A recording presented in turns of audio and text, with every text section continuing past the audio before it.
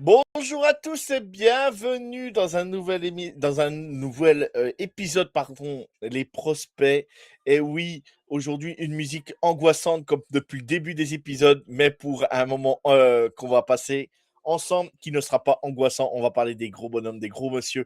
Et on accueille Ryan qui est avec moi, qui a charbonné comme un fou. Il nous a préparé 5 joueurs. Je vous promets que là, rien n'était prêt avant la fin de semaine dernière. Il a tout fait pour être prêt aujourd'hui.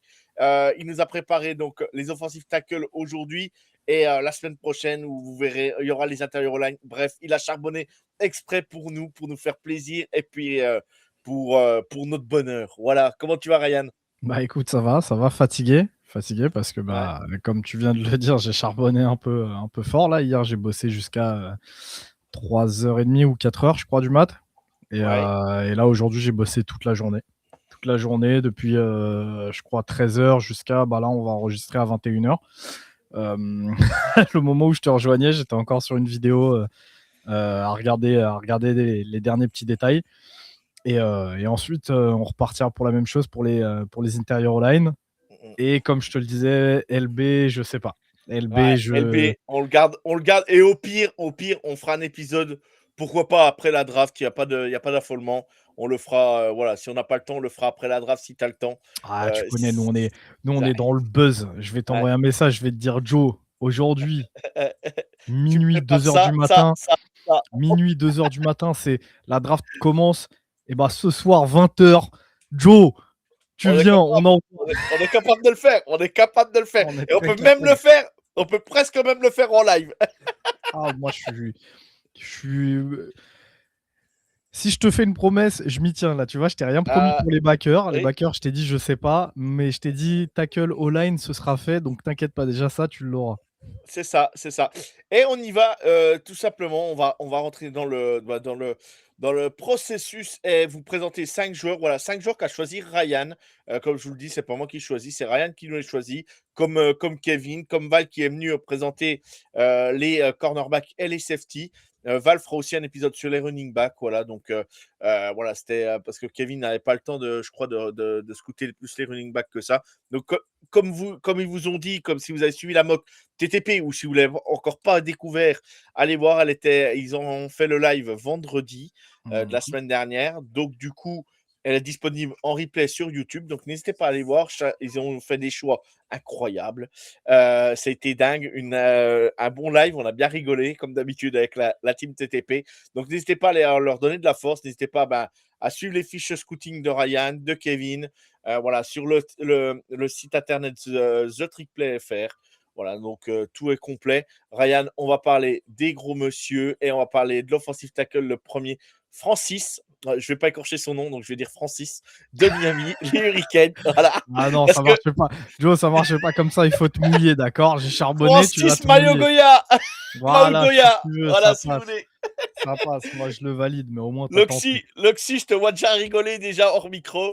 Loxy, il est pas là, d'accord? Donc, s'il est pas content, la prochaine fois, il ramène ses fesses, hein, et il met le bleu de chauffe, comme nous, d'accord? Voilà, voilà. Donc Francis Maugoya est un offensive tackle de Miami. Pour moi, voilà, c'est le numéro 1 de cette QV. Alors, pour moi, hein, principalement, c'est le numéro 1. Mais il est quand même loin de certains offensive tackles qui sont sortis ces dernières années, je trouve. On a une classe profonde, il y a une classe intéressante. Ça manque de joueurs élites, ça, on le dit à chaque épisode, mais ça n'empêche pas que des joueurs comme lui peuvent être peut-être une bonne surprise en NFL ou progresser, bien évidemment. Mais je te laisse en parler plus concrètement, Ryan. Mais moi, il me manque ce petit truc vraiment, ce petit truc, quoi. Voilà. Mais c'est un joueur quand même qui est, voilà, on va pas se mentir, hein, qui est prêt, qui va arriver en NFL et qui va bosser. Et vous savez tous aussi bien que moi que le poste de tackle, c'est quand même pas le plus facile non plus en NFL. Il faut s'acclimater, il faut, voilà, il y a quand même du boulot. C'est bon dans tous les postes, je vais me dire, il y a du boulot, mais celui-là en tant qu'offensive tackle, c'est quand même, voilà, c'est quand même pas un poste facile non plus à gérer. En plus, on peut te balancer à droite ou à gauche si tu n'as jamais joué, suivant dans quelle équipe tu tombes. Donc, bref, je laisse Ryan nous en parler. Plus concrètement, il sera meilleur que moi. Bah, tu l'as dit, déjà, offensive tackle, c'est un poste, et c'est pas un poste de petit mec, tu vois? Ça, je pense que tout le monde sera d'accord avec toi là-dessus. Maintenant, tu l'as dit là en introduction pour Maui Goya, on est sur une draft qui manque de top talent, tu vois? De top tier talent, de mecs qu'on peut considérer ou qualifier de stars. Lui, il fait partie de ce petit groupe-là, selon moi. Il faut savoir que là, sur cette draft, il y a beaucoup de joueurs avec des profils différents, beaucoup de joueurs intéressants à aller chercher pour faire différentes choses avec eux, différents profils, différents. Tu en as certains, c'est des joueurs qui vont être près day one, mais qui n'ont pas un plafond très élevé. Tu en as d'autres qui vont avoir un plafond extrêmement élevé, mais un plancher très bas. Euh, Tu en as certains, tu vas aller les chercher pour leur capacité physique et athlétique hors norme, d'autres pour leur gabarit. Mais tu as plein de petits trucs hyper intéressants à aller chercher, mais tu manques de stars. Et ben là-dedans, en fait, lui, il en fait partie un petit peu. Cette année, j'ai très peu de tiers 1. À savoir que, je ne sais pas si je l'avais déjà expliqué chez toi, mais chez moi, les tiers fonctionnent un petit peu en toute période confondue. C'est-à-dire que là, Francis est dans mon tiers 1, bah, il est dans mon tiers 1 pour tous les tiers 1 que j'ai fait depuis que j'ai commencé les scootings sur TTP. Donc, c'est déjà vous donner un petit ordre d'idée sur le niveau auquel je vois le joueur. Maintenant, attention, c'est pas parce que je l'ai mis tiers 1 que ça veut dire qu'il est exceptionnel. Pareil, on en a parlé en off un petit peu avec Joe, fut un temps. J'y pensais la dernière fois, tu vois, par exemple, dans mon tier 1, où est-ce que Maougoya serait classé? Bah, je pense qu'il serait classé très bas, en fait, dans mon tier 1. J'ai beaucoup d'autres gars que j'ai scout au fil des ans et chez qui j'étais vraiment beaucoup plus haut. Bah, il leur passerait pas devant. Mais pour autant, il glisserait pas dans mon tier 2. La chose qui m'a fait me décider à le glisser dans ce tier 1, c'est déjà son potentiel. Son potentiel est extrêmement important. Parmi les choses qui font le potentiel d'un joueur, déjà, il y a son gabarit. Il a un gabarit qui est typé NFL. Le mec est à 6'6". Il a la taille limite parfaite pour un tackle. 329 pounds. Pareil, on est sur un gabarit parfait. Il n'est pas trop lourd, il n'est pas trop léger. Au-delà de son gabarit donc chiffré, tu vois, à 6'6 et 329 pounds, ce que j'aime beaucoup, c'est le morphotype qu'il a. C'est pas, tu vois, on le voit, il a pas de gras, tu vois, il a pas un énorme bide, il est fit. Quand tu le vois, en fait, il est fit, il a le gabarit d'un tackle moderne. Il est grand, tu vois que ses bras, bah, ils sont bien formés, c'est pas forcément tracé, mais c'est des vrais gros bras, tu vois, de bûcheron. Il a pas le gros ventre qui sort. Tu vois ses cuisses, tu vois que c'est musculeux. Il a un corps, en fait, d'offensive tackle moderne. À côté de ça, tu as son âge. Il a 20 ans. Il a 20 ans, il va tout juste sur ses 21 ans, si je te dis pas de bêtises, attends, je vérifie un petit peu. Je crois qu'il va sur ses 21 ans en juin, donc il les a même pas encore actuellement, tu vois? À cet âge-là, il a été capable, en fait, de dominer, beaucoup de gens, de la tête et des épaules en college football, et Miami est allé très loin. Heu, c'est le cas de le dire, tu vois, en playoff, donc il a vraiment affronté, entre guillemets, «ce qui se faisait de mieux». Je lui ai noté pour son gabarit une très bonne agilité. Il a des capacités athlétiques qui sont très, très bonnes. Il a un leverage qui, même s'il y a encore deux trois petits points à travailler dessus, c'est vraiment pas pire. On le rappelle, il est à 6'6", donc c'est pour des joueurs qui sont grands, c'est compliqué de jouer bas. Lui, il fait cet effort-là. Je lui ai noté un très bon placement de main. C'est pas sur son placement qu'il y aura des choses à travailler. On y viendra un petit peu après. C'est un petit peu plus profond que ça. Donc, techniquement, sur le papier, il arrive déjà avec un plancher très élevé et un plafond, donc un potentiel très élevé aussi. Et chez moi, tout ça, c'est ce que je recherche chez un first rounder, en fait, typiquement. Chez mon first rounder, je vais avoir besoin d'un mec qui doit être sur le terrain rapidement parce que j'ai besoin qu'il m'apporte quelque chose day one.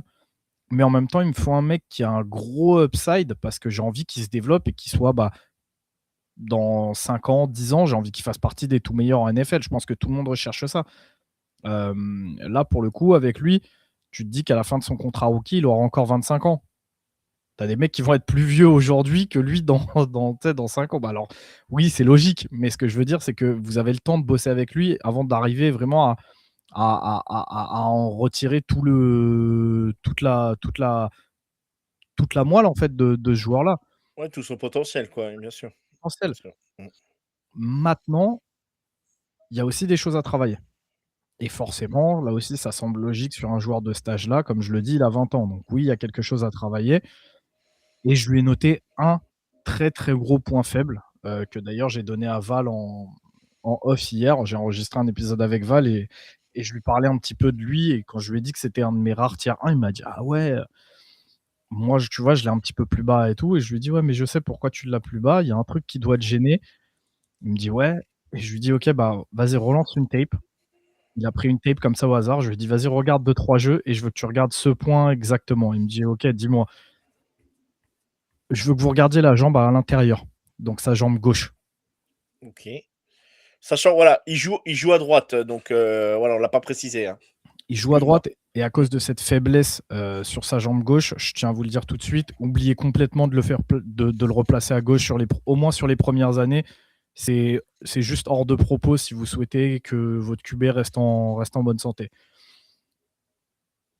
Il y a un gros souci dans son jeu, c'est le footwork. Et sur ce footwork-là, j'ai vraiment noté, entouré en gros en rouge, tu as un souci sur sa jambe gauche, donc sur sa jambe intérieure. Je ne sais pas si c'est un manque de puissance.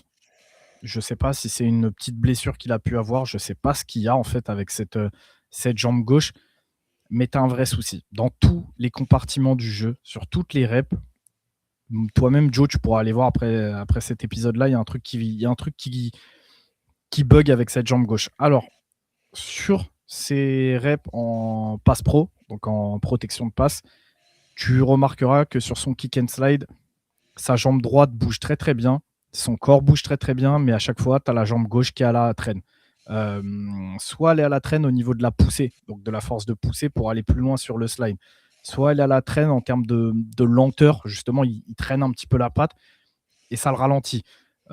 Soit il est incapable de réattaquer sur cette jambe gauche pour fermer son intérieur quand il y a un mec qui lui met un move, tu vois, exter-inter.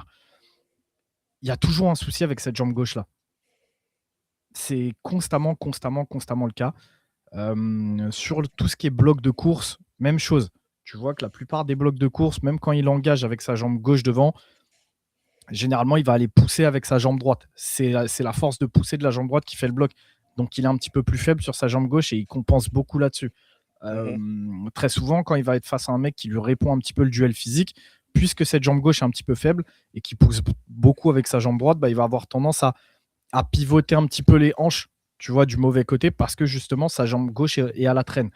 Donc, je l'ai noté. Je ne sais pas si c'est un souci de puissance. Je ne sais pas si à un moment dans sa carrière, il a eu une blessure sur cette jambe gauche et que du coup, il a trop compensé, tu vois, sur les exercices, sur sa façon de se déplacer. Mais en fait, là, il a un retard à rattraper beaucoup sur cette jambe en particulier, que ça soit en termes de vitesse, en termes d'agilité, en termes de puissance, pour pouvoir se développer en un top offensive tackle.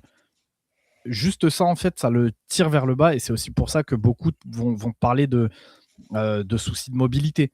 Tu vois, on l'a entendu, les gens qui te disent ouais, Maouiga, faut le replacer en guard parce qu'en tackle, il sera pas assez rapide, tout ça, tout ça. Je suis pas d'accord. Moi, sur ce que j'ai vu de lui, il est capable de le faire, mais il faut faire un travail sur cette jambe gauche. C'est-à-dire que vraiment, tant qu'on n'a pas repéré ce que c'est que le problème, et ça, moi, je pourrais pas te le dire, il faut l'avoir à l'entraînement tous les jours. Bien sûr. Bah, en fait, tu auras toujours ce souci-là, que ça soit sur pass pro et sur run block. Autre point que j'avais dit, tu vois, c'est malgré un très bon placement de main, je lui ai noté déjà des mains lentes.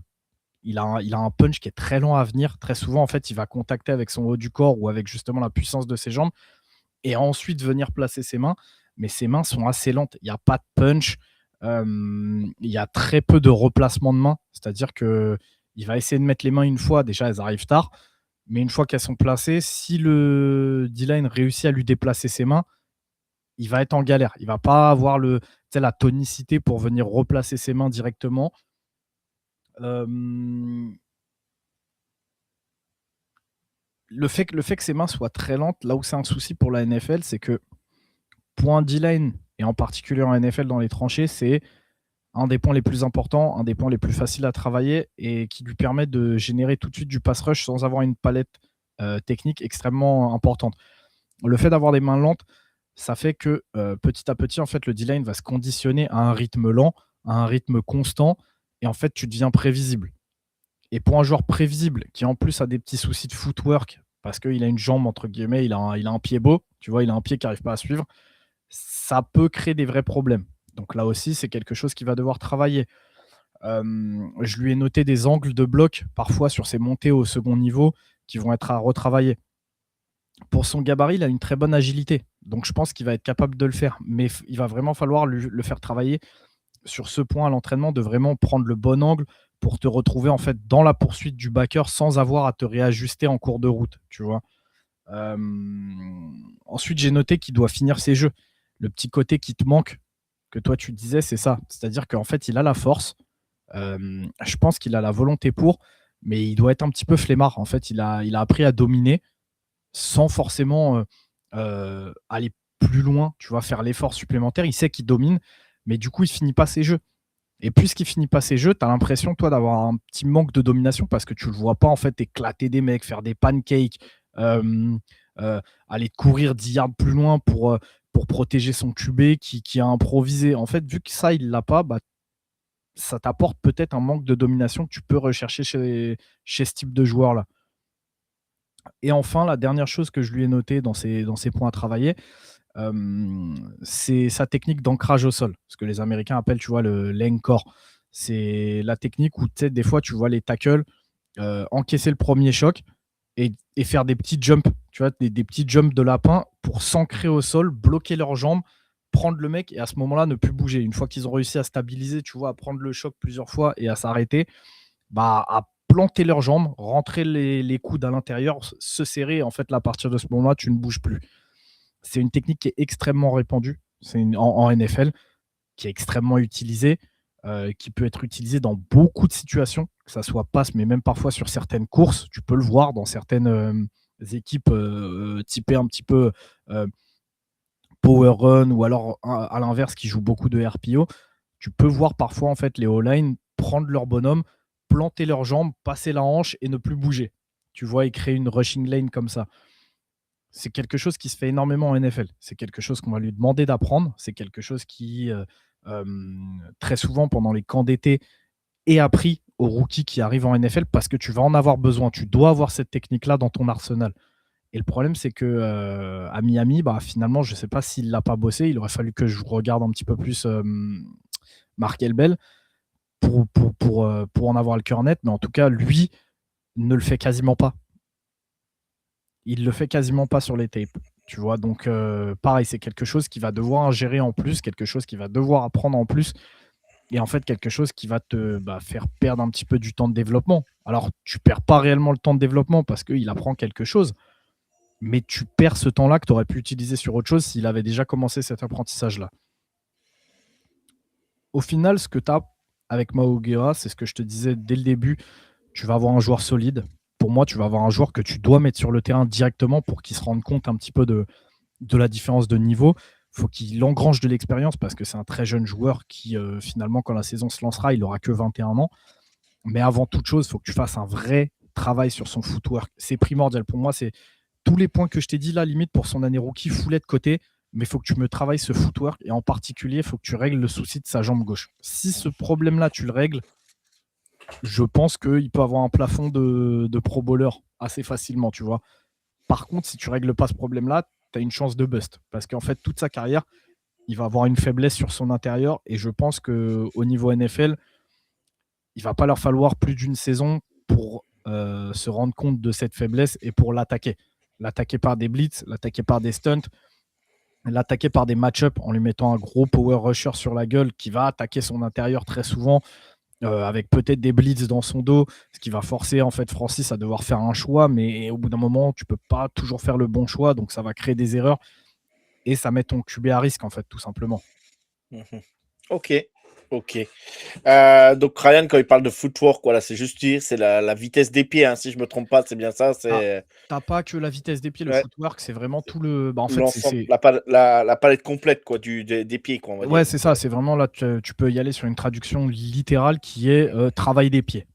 La même chose que tu as le travail des mains, en fait, le travail des pieds, donc ça va être tout ce qui a trait au point technique. Donc, le fait de garder les jambes actives, le fait de bien placer ses pieds, le fait de placer le bon premier pas du bon côté selon le jeu que tu vas effectuer, le fait de ne pas stopper tes pieds au moment où tu vas prendre le contact, tout ce genre de choses-là, en fait, font partie du footwork.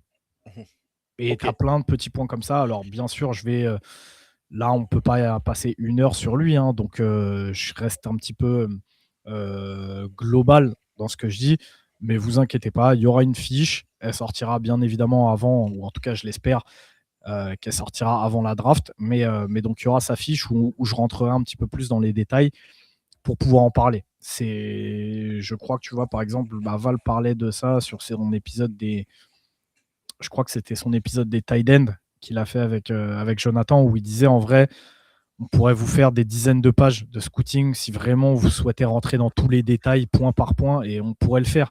Mais il n'y a pas grand intérêt, ça serait plus barbant qu'autre chose pour vous.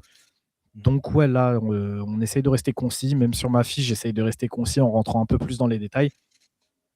Sur un épisode comme ça où on présente plusieurs joueurs, je ne peux pas me permettre de rentrer trop dans les détails, et c'est pour ça que... Tu es déjà bien rentré dans les détails. Voilà, Ryan vous a présenté Francis Maugoya.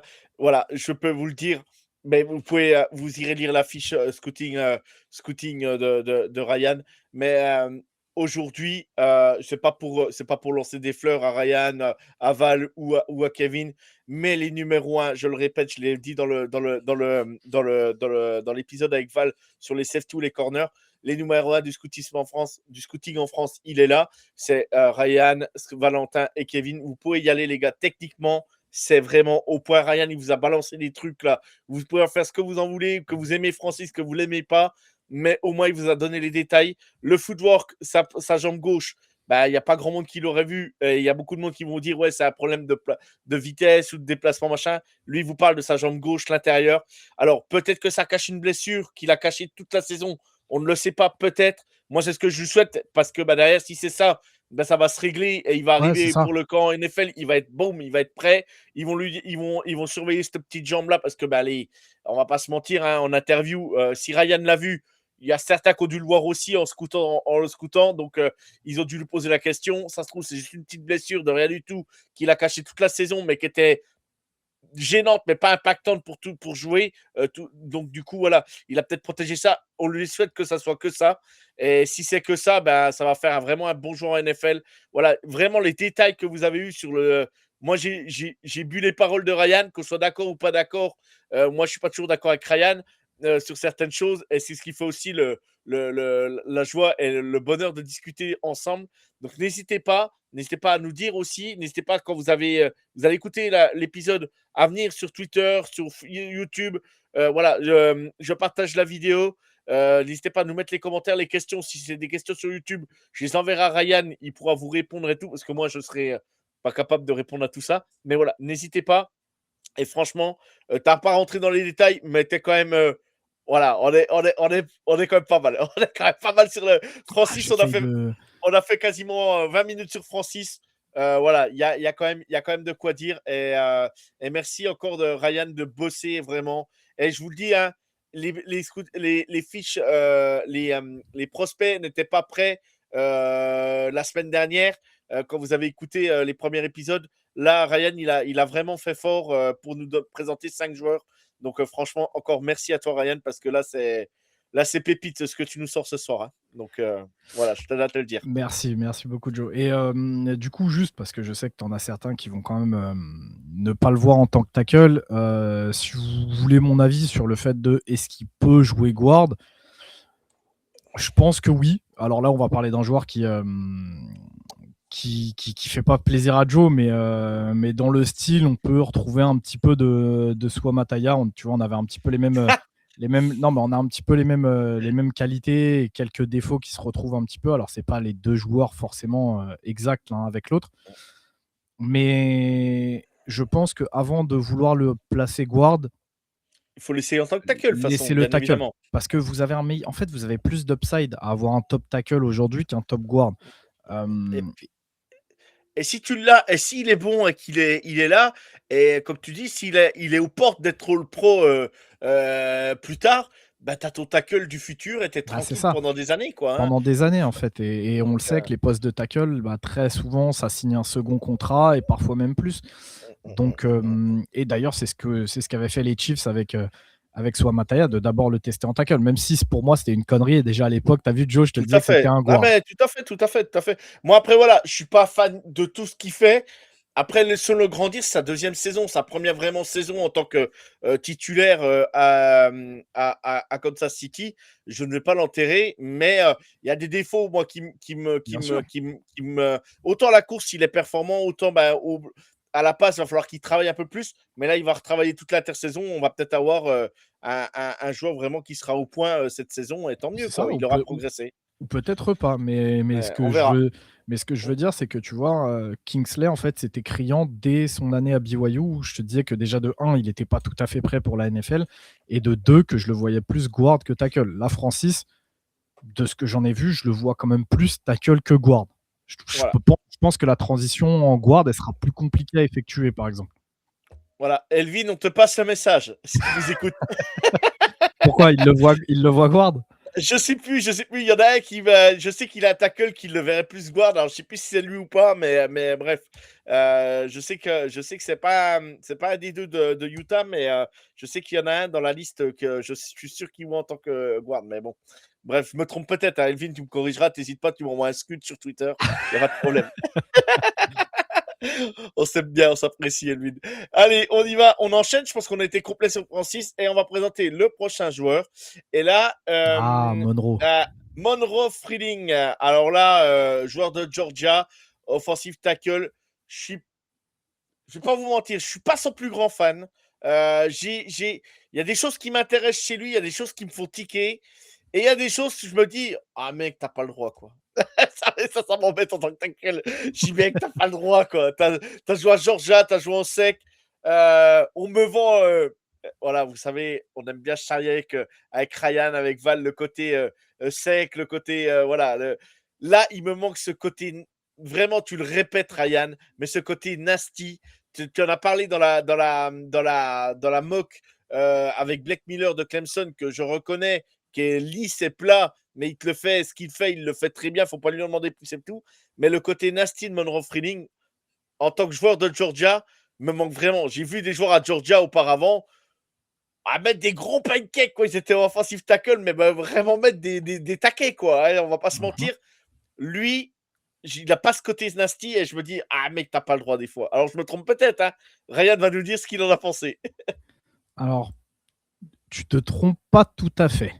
Tu te trompes, oui et non. En fait, je pense que le côté nasty, il l'a. En fait, il a envie de le mettre. Mais en fait, je pense qu'il n'en a pas les capacités pour le moment. Monroe, c'est un joueur qui est vu très très haut. Là, tu vois, dernièrement, dans les dernières mocks, souvent, c'est un des top 3, top 4 tackles qui sort sur les mocks. On le voit de plus en plus sortir souvent au niveau de Détroit, donc top 20, top 25, tu vois. Je dirais de se calmer. En fait, au début, tu peux le penser. Quand tu mets les premières tapes, tu peux le penser parce que c'est selon moi lui aussi un projet qui va être excellent à développer. C'est un joueur qui est très jeune déjà, Monroe. Il a 21, il va sur ses 22, si je te dis pas de bêtises. Son gabarit, bah, c'est du Georgia, c'est-à-dire que le mec a un gabarit qui est assez ouf. Mais comparé aux autres gabarits que pouvait nous sortir Georgia ces dernières années, il y a un vrai manque de poids. C'est-à-dire qu'il fait 6-7, il est déjà plus grand que Maugoya, mais il est très svelte. En fait, 315, on pourrait se dire que c'est très lourd, mais quand tu es grand comme lui, bah, finalement, il est assez svelte. Et je pense que son manque de poids, combiné avec un leverage qui n'est pas excellentissime, ce qui fait qu'il est quand même très grand, il est très haut, vu qu'il ne profite pas de cet effet de levier, il ne profite pas de ce centre de gravité plus bas.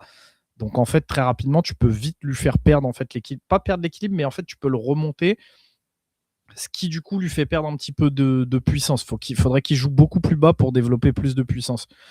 Maintenant, comme tous les profils qui sortent de Georgia, Au-delà de son gabarit, au-delà de sa taille, de ses grands bras, parce qu'il a une très belle allonge,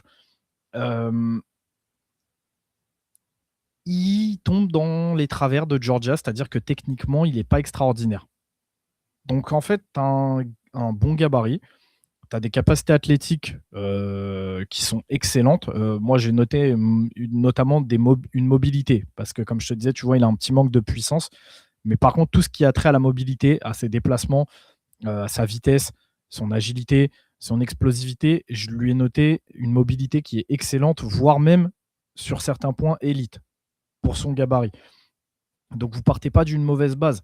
Un mec qui a ce genre de capacité de mobilité, en tout cas excellente, avec ce type de gabarit à l'âge qu'il a, c'est un très beau projet. Maintenant, puisqu'il lui manque ce côté puissance, ce côté dominateur, parce que vraiment, pour le coup, ça se voit sur les tapes. D'ailleurs, autre chose qui se voit sur les tapes, sa mobilité. Parce que très souvent, c'est facile de faire une belle fiche race au combine ou à son pro day. Et en fait, quand tu regardes les tapes, ça ne se voit pas, en fait. Lui, pour le coup, ça se voit immédiatement. Vous mettez une tape, vous le voyez tout de suite que le joueur est extrêmement mobile, surtout pour son gabarit. Maintenant, voilà, il y a un vrai manque de puissance, il y a un vrai manque de domination physique. Et puisque techniquement, il n'est pas extraordinaire, et ben en fait, il n'arrive même pas à dominer là-dessus, alors que pourtant, ça pourrait être une de ses forces.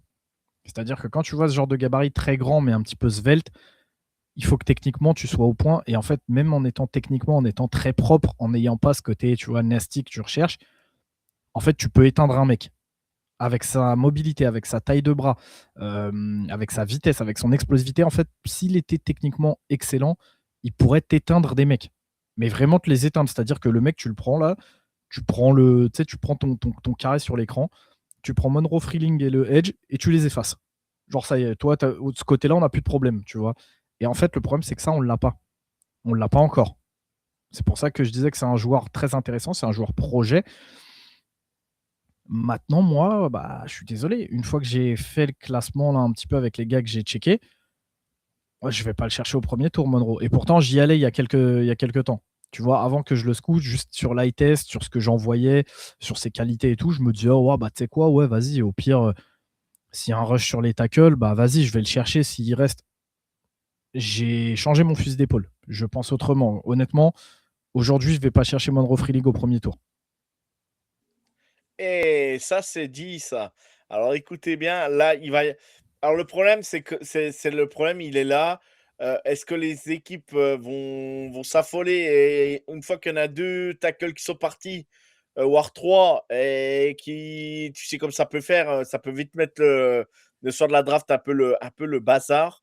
Donc il peut Mhm. y en avoir on peut avoir des pics, d'alerte le soir de la draft et lui, ça peut être typiquement le pic alerte. Voilà, Ryan le met pas au premier tour. Alors, on Non, va parce que je pense, relativiser. Vas-y, vas-y, pardon. Non, parce que je pense que ça serait pas lui rendre service en fait. Parce que Exactement. le prendre au premier tour, notamment, tu vois, typiquement Détroit, parce que souvent on le voit envoyé à Détroit, bah avec le départ à la retraite de Decker, ça veut dire qu'en fait, tu le prends au premier tour, il faut qu'il joue. Et pour C'est moi, ça. il n'est pas encore prêt. Et comme je te disais, il y a un vrai manque de leverage, il va falloir qu'il bosse dessus, il y a un vrai manque de puissance sur son haut du corps qui le force en fait très souvent pour créer ce leverage, il a tendance à baisser son torse au lieu de Ouais. baisser son centre de gravité. Mais Et le fait il de va finir. baisser son torse, Mmh. ça crée un déséquilibre, ce qui fait que si tu as un mec, et en NFL on en a, un mec qui a la force physique pour le pousser, Freeling va devoir mettre plus de poids. Et là, en fait, tu fais ce qu'on appelle le push-pull, c'est-à-dire tu Ouais. pushes, tu Et il pulls, va il bouffe le sol, et en fait, le mec passe. Et exactement. ça, c'est récurrent. Déjà, on le voit en collège football. Je te laisse imaginer comment ça va se passer en NFL.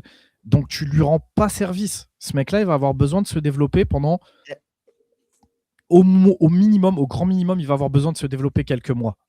Tu me dis que tu le fais passer titulaire à partir de la mi-saison, sur le dernier quart de la saison, après qu'il ait eu le temps de se faire un petit peu à l'entraînement, se faire bouger un peu, que le coach lui en ait mis un peu plein la gueule, qu'il soit allé à la salle, qu'il ait mangé des petits compléments alimentaires de NFL, tu sais, ce genre de petites choses, j'ai pas de problème. Le mettre tout de suite dans le bain, il y a un monde où ça pue très, très fort.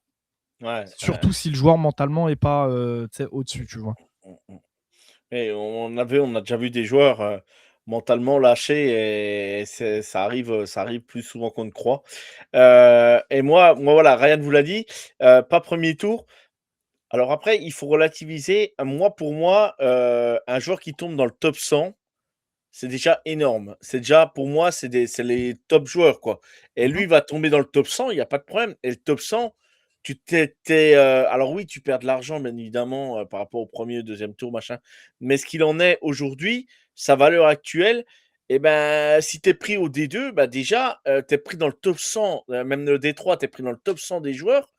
Ben, je suis désolé, c'est quand même énorme, moi, je trouve, d'être déjà pris dans le top 100 pour un joueur comme lui. Je pense qu'il y aurait eu des saisons où il aurait tombé, quand il y avait des top offensive tackles comme on a eu ces dernières années.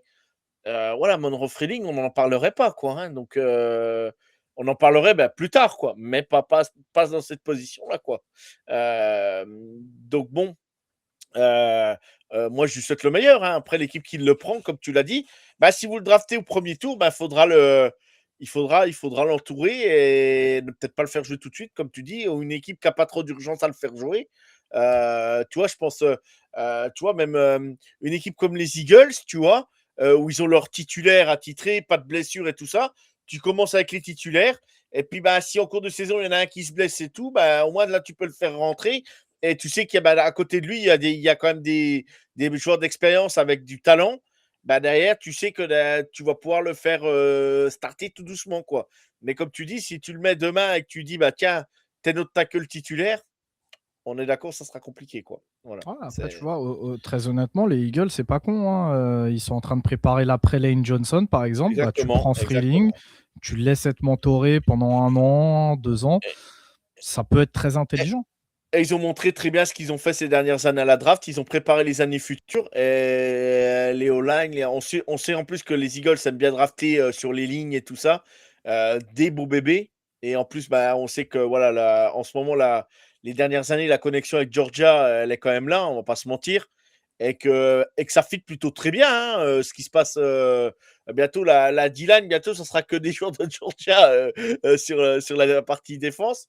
Bah, la partie offense, bah voilà, tu mets derrière Len Johnson, il peut que apprendre que derrière les meilleurs. Et Len Johnson, c'est pas un peintre, hein, donc tu Ah peux non, clairement pas, non. là tu vas apprendre de l'un des meilleurs et tu seras derrière lui. Et là, t'as plus qu'à regarder et regarde comment papa il fait et après c'est à Ah et toi de même, jouer, mon gars. ça et même niveau gabarit, Ouais. longiligne, tu vois? De l'autre Mmh. côté, tu as un Mailata qui est très grand, qui est svelte aussi, donc ces mecs-là, ils vont pouvoir te donner, en fait, des petits tips, des petites techniques pour Exactement. justement apprendre à dominer même avec un gabarit un petit peu spécial. Mmh. Mais Mo en tout cas, voilà, il va falloir faire preuve d'intelligence. L'équipe qui moi draft c Monroe, il va ouais. falloir faire preuve d'intelligence. Moi, ça, c'est le fit parfait pour lui, pour apprendre tranquillement. Voilà, j'ai cité les Eagles, il y en a peut-être d'autres, mais c'est l'une des franchises qui me paraît, voilà, qui me paraît le mieux préparé, ces O-line pour le futur, quoi. Donc, et pas de stress parce qu'il y a du monde devant, quoi. Donc, voilà. Mais après, à voir, à voir. Très bien.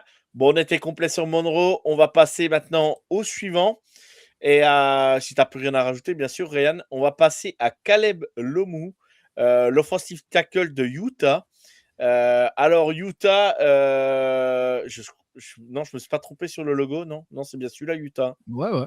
Ouais, c'est pas oui, je confonds toujours avec Houston, Avec moi, je sais pas Houston, ouais. pourquoi. Ouais, ça c'est 2 H, je crois qu'ils se chevauchent aussi, donc mais Utah, voilà, ils ont 2 offensifs, O-line, on va dire, qui se présentent à la draft. Caleb Lomou fait partie, de ceux que tu m'as mis dans la liste. Mmh. Alors moi, je t'avouerai que là, j'ai regardé, mais j'ai regardé pendant un sacré moment. Et alors je vais peut-être être très dur sur Caleb Lomou, mais moi, moi déjà, je le prendrai jamais au premier tour, c'est mon avis perso. Mais après chacun fait comme il veut. Mais moi, j'arrive pas à trouver chez Caleb Lomou alors, il fait partie de cette draft où on manque de talent et tout ça. Bah, peut-être que je me fixe trop sur les années d'avant. Mais Caleb Lomou, moi, je trouve qu'il s'est fait par moments dominer dans certains matchs. J'ai trouvé qu'il a du mal techniquement. J'ai trouvé, ouais, je le trouve pas explosif quoi non plus. Alors je sais pas trop. Alors peut-être que je me trompe. Peut-être voilà, on en a même pas discuté avec Ryan en off. Ryan il me présente les joueurs, faut savoir. Moi je les mets je les mets pour avoir les visuels. On n'en parle pas. Ryan va nous en parler. Je me trompe peut-être totalement. Mais moi Caleb Lomou aujourd'hui, moi si je chute à la draft, je serais pas surpris quoi. Moi non plus. Moi non plus, et je vais revenir tout de suite sur ce que tu disais, sur le fait que pour toi, ce soit pas un premier tour, puisque bah, techniquement, moi non plus. C'est une des choses que j'ai notées dans sa conclusion qui, à l'heure où on se parle, est même pas encore rédigée, hein, c'est qu'à l'état de notes. Donc j'ai mis plein de petites notes avec un petit slash à chaque fois pour séparer les trucs. Mais pour bah, juste rebondir sur ce point, moi j'ai noté, pour moi, il est vu trop haut. En vrai, c'est un choix de day 2, donc de deuxième jour, probablement même de troisième tour s'il est dans une draft costaud au poste de tackle. Sinon, deuxième tour à cause de la positional value. Positional value qui est celle d'un tackle et en l'occurrence celle d'un left tackle. Caleb Lomou, c'est encore, on le dit et on le répète dans cette draft qui manque de stars mais qui a beaucoup de beaux projets, c'est un projet. Même s'il est beau, même si on ne le trouve pas beau, c'est un projet. Moi, je l'ai classé dans le tier 3. Tier 3, d'ailleurs, la même chose que Monroe Freeling.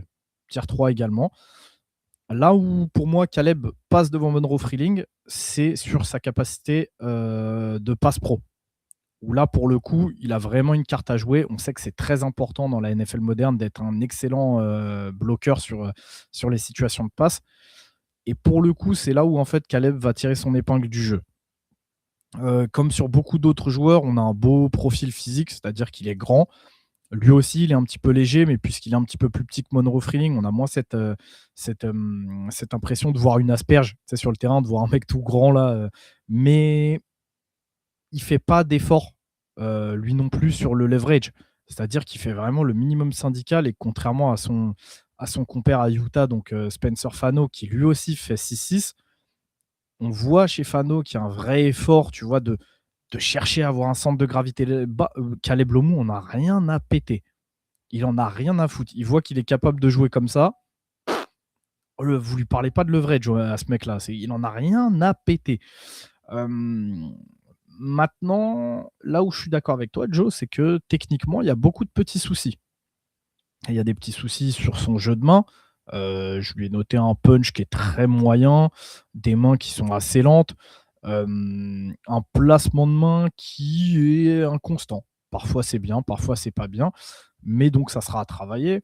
On a un footwork qui est pas excellent non plus. Même chose, il y a beaucoup de petites erreurs en fait parasites. C'est-à-dire qu'il réussit à rattraper ça grâce à une mobilité qui est vraiment pas mal. Tu vois, il a des capacités athlétiques qui sont vraiment pas mal.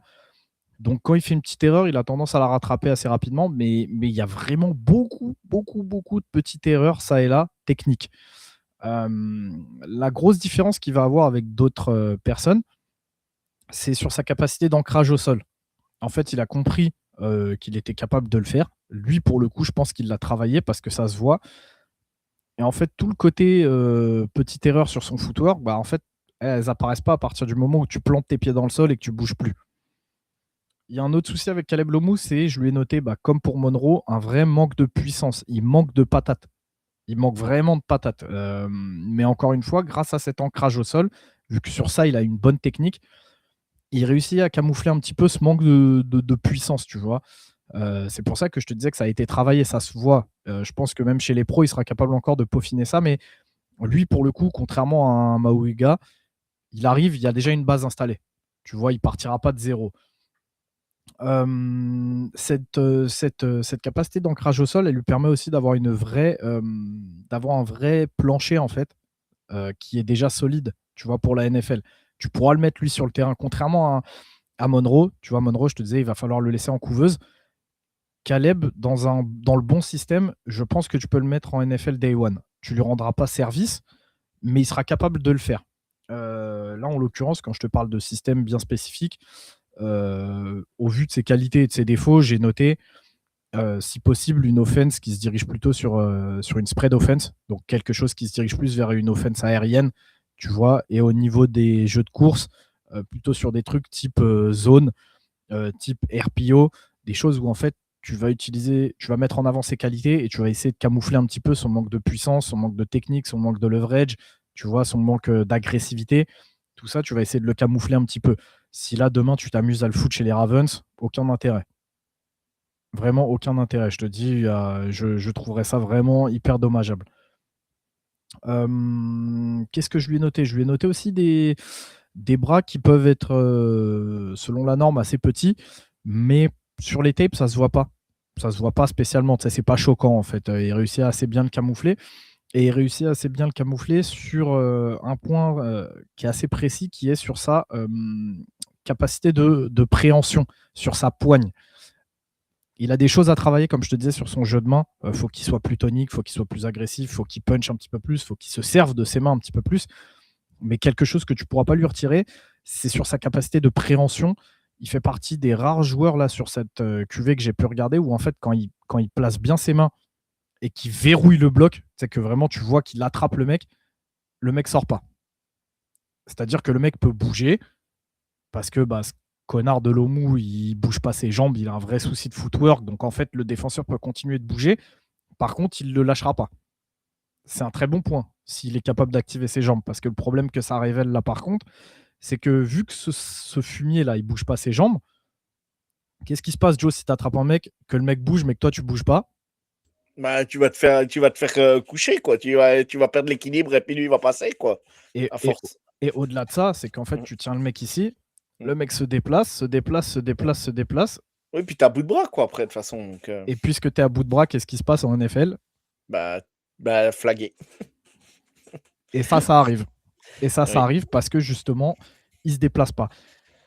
Tu m'as devancé en me disant tu te fais déséquilibrer. C'est aussi le cas, puisque vu que ce fumier, il fait pas l'effort de se baisser son centre de gravité, du coup, il est haut. Donc, quand un mec il le tire, il a tendance à aller vers le bas. Et vu qu'il n'a pas envie de lâcher, parce que, comme je te dis, c'est un fumier, plutôt que de lâcher le mec, replacer ses jambes et aller le reprendre, il ne le lâche pas. Donc, possibilité de flag, possibilité de déséquilibre vers l'avant.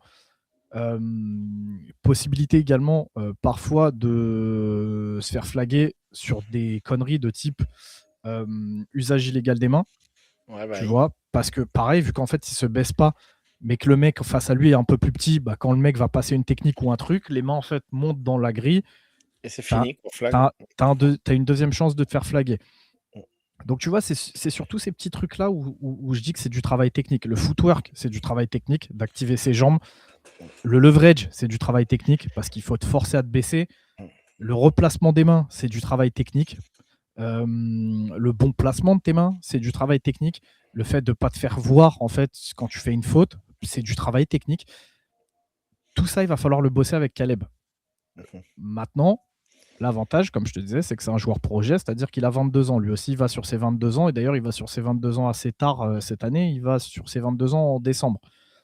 Donc, je pense qu'on est loin d'avoir atteint son développement. Tu sais, on est loin d'avoir atteint son plafond de développement. Pic, ouais. Et à la différence de certains joueurs, tu sais que je le disais ces dernières années, sur certains joueurs, je préfère avoir un joueur qui, en fait, a des axes de progression clairs, où tout de suite, tu vois ce que tu as à travailler, parce qu'en fait, la progression va être plus rapide qu'un joueur qui est déjà bon partout, mais où il va falloir venir ajuster tout plein de petits trucs, tout plein de petits détails. Pour le coup, avec Caleb, les axes de progression, ils sont très, très clairs. Tu sais ce que tu vas devoir bosser, tu sais quand il va falloir que tu le bosses. Et en fait, j'ai envie de te dire, finalement, tout ce qui te reste à faire, c'est de bosser. Donc, c'est un projet qui peut être alléchant, qui peut être sympa à développer, qui peut être très sympa si comment dire, tu es dans le bon système. Tu vois, par exemple, Miami de l'année dernière, avec un McDonald's, il aurait été parfait dans ce rôle-là, tu vois. Là, cette année, je t'avoue que j'ai pas d'équipe là comme ça en tête qui joue de la spread offense. Il faudrait que je regarde, mais là, comme ça, j'en ai pas. Mais donc, s'il tombe dans le bon environnement, il y a un monde où Caleb Lomou peut se développer. Hein. Ouais, non, mais bien sûr. Et dans 2 ans, que tu le vois. Non, mais je dis je parle de tout le monde. Hein. Non, bien sûr, bien sûr, bien sûr. Bien sûr. Ouais, Ah, mais tu je m'entends pen non, plus? non, Ah, si, si, ah non, si, mais je pensais que tu ah, voulais dire je pensais que tu voulais dire. ah, non, mais bien sûr, excuse-moi pour le blanc. Non, mais bien sûr, je dis, on peut dire, on voit des choses là à l'heure actuelle. Rien n'empêche que Caleb Lomou peut, comme Onrof Reading, comme Mao Goya, rien ne les empêche de progresser et d'être meilleurs. Ce qu'on dit à l'instant T, c'est ce qu'on a vu à l'instant T. Ça ne veut pas dire que le joueur ne va pas le faire et ne sera pas meilleur en NFL. Moi, il y a un truc qui me gêne chez les offensive tackles, c'est quand tu les vois sur leur premier pas et qui sont déjà sur les talons. Et ça, c'est un truc. Moi, on m'apprenait alors au football, au soccer, quand j'étais petit, quand tu es défenseur et que tu es sur les talons, ben, la plupart du temps, tu es mort. Si tu n'as pas Mmh. tes appuis qui sont. Tu es sur tes appuis. Une fois que tu es sur les talons, l'attaquant, il est passé, c'est fini, c'est mort. Il a pris 2 mètres sur toi, c'est terminé. Si tu n'as pas une bonne vitesse derrière ou qu'il s'en mêle pas les crayons, ben, tu n'arriveras pas à le rattraper. Ben, c'est exactement la même chose. Et moi, je comprends pas. Pour moi, c'est pas rédhibitoire, mais je ne supporte pas les tackles qui soient au premier impact, qui soient sur les talons. Et j'ai l'impression qu'ils vont se casser à chaque fois la figure. Alors, ils sont très bons parce qu'ils arrivent à se remettre sur leur appui. Et une fois qu'il est ancré, comme tu l'as dit, il lâche plus. Mais j'ai vraiment ce mal-là. Alors, je sais pas comment on appelle ça, mais moi, on m'a toujours dit un défenseur qui est sur les talons, c'est mort. Une fois qu'il est sur les talons, il va se faire passer. Et Mmh. lui, j'ai l'impression qu'en fait, il est tout le temps sur les talons. Ce qui me fait penser à votre tackle qui est arrivé chez vous, chez les Commanders, qui était chez les Ducks d'Oregon l'année dernière. Cornelius, ouais, c'est Non, Connerly, Josh Connerly. Connerly, voilà, Cornerly. Eh ben, il était tout le temps comme ça. J'ai l'impression qu'il perdait tout le temps l'équilibre. Alors, ça n'empêche pas qu'il va faire carrière en NFL et qu'il est plutôt ce qu'il a fait. Il le fait très bien. Il a progressé cette année chez vous. Mais ce petit truc, ce petit détail d'être sur les talons, moi, ça me fait une frayeur chez les offensive tackles parce que tu tombes sur un mec, bah, tu vas apprendre, mais tu tombes sur un mec comme Micah Parsons, mais il va te foutre sur le cul au moins une fois dans le match minimum, quoi. Et ça, Mmh. c'est des trucs qui me font très peur. Et derrière, bah, tu sais que tu es sur le cul, bah, c'est le QB qui va être impacté derrière parce que le QB, il va avoir une flèche arriver derrière lui. Et en plus, lui joue à gauche. C'est le côté aveugle du quarterback. Et c'est terrible quand tu joues, ton tackle de gauche, il est sur les talons en permanence. Pour moi, ça me fait une frayeur pour le quarterback à chaque fois. Mais c'est mon point de vue d'analyse de mon côté à moi, hein. Alors, je me trompe Mmh. peut-être, mais lui, c'est l'impression qu'il me donne, quoi. Non, non, non, non, non, tu te trompes pas et c'est pour ça que je souris, c'est parce que je vois que le petit boulot qu'on fait depuis des années, ça commence à rentrer avec toi. C'est que je l'ai noté. C'est tout Ouais. ce que tu dis là, je l'ai noté. Donc, pareil, bah, je vais tout simplement paraphraser ce que je dirais dans l'affiche, mais j'ai écrit autre souci récurrent, le fait d'avoir les pieds qui se posent complètement à plat sur passe pro tout en stoppant ses jambes. De fait, le talon est au sol et face à un power rusher qui arrive lancé et qui choisit de convertir sa vitesse et son explosivité en bull rush, Caleb ne possède pas la puissance dans son bas du corps pour encaisser le choc et faire un bon transfert de poids. Je vous la fais courte, il se fait exploser puisqu'il a déjà du poids sur les talons, trop de poids, transfert vers l'arrière, il perd l'équilibre et dans le pire des cas, entre parenthèses, comme par exemple face à UCLA dans le troisième quart-temps, il finit, 3 petits points, sur les fesses. Je pense que tout le monde sera d'accord pour dire que ce n'est pas ce qu'on veut chez notre tackle gauche titulaire. Et toujours sur son footwork en situation de passe pro, il n'est pas rare que lorsqu'il se fait vraiment déborder sur l'extérieur, de le voir complètement tourner les épaules et les hanches et courir pour rattraper son vis-à-vis. Et ça, en l'occurrence, c'est juste hors de question, c'est impossible pour la NFL. Et il faudra impérativement effacer ce genre de rep car c'est absolument rédhibitoire à ce niveau. Donc, Bon. Joe, t'as de quoi être fier parce que je l'ai vu. Tout ce que tu as dit, je l'ai vu. C'est là, ça sera sur l'affiche. Donc, je suis content je suis content. Je suis content, tout Bah, simplement. bah oui, non, mais à force d'en parler, parce que faut savoir, quand Ryan, il me dit, on a déjà échangé plusieurs fois, les années auparavant, et il me dit, fais-toi ton avis, tu m'envoies ce que tu as vu, et on en reparle. Et c'est grâce à ça aussi que parce que voilà, c'est pas tout de dire, ben voilà, on a lu la fiche de Ryan, on va après regarder le joueur. Bien sûr, moi, des fois, je vais regarder les joueurs, parce que je me suis dit, attends, j'ai pas vu tout ça, j'ai pas vu tout ça. Mais sur ces détails-là, moi, le premier truc que je regarde chez un tackle, c'est les pieds. Si les pieds ne vont pas, ça me fait. C'est le premier truc que je regarde. Et après, je regarde les bras, tout ça. Mais je suis moins technique et je n'arrive pas à tout voir. Mais les pieds, par contre, ça, Ça viendra les avec pieds, le c'est, temps. les pieds, c'est le truc vraiment qui me gêne, quoi. Tu vois. Donc, bref. Bon, bah, très bien alors, j'ai eu un bon professeur, on va dire ça comme ça. Non, tu as surtout eu des bons yeux, mec, tu as bien vu, je suis content.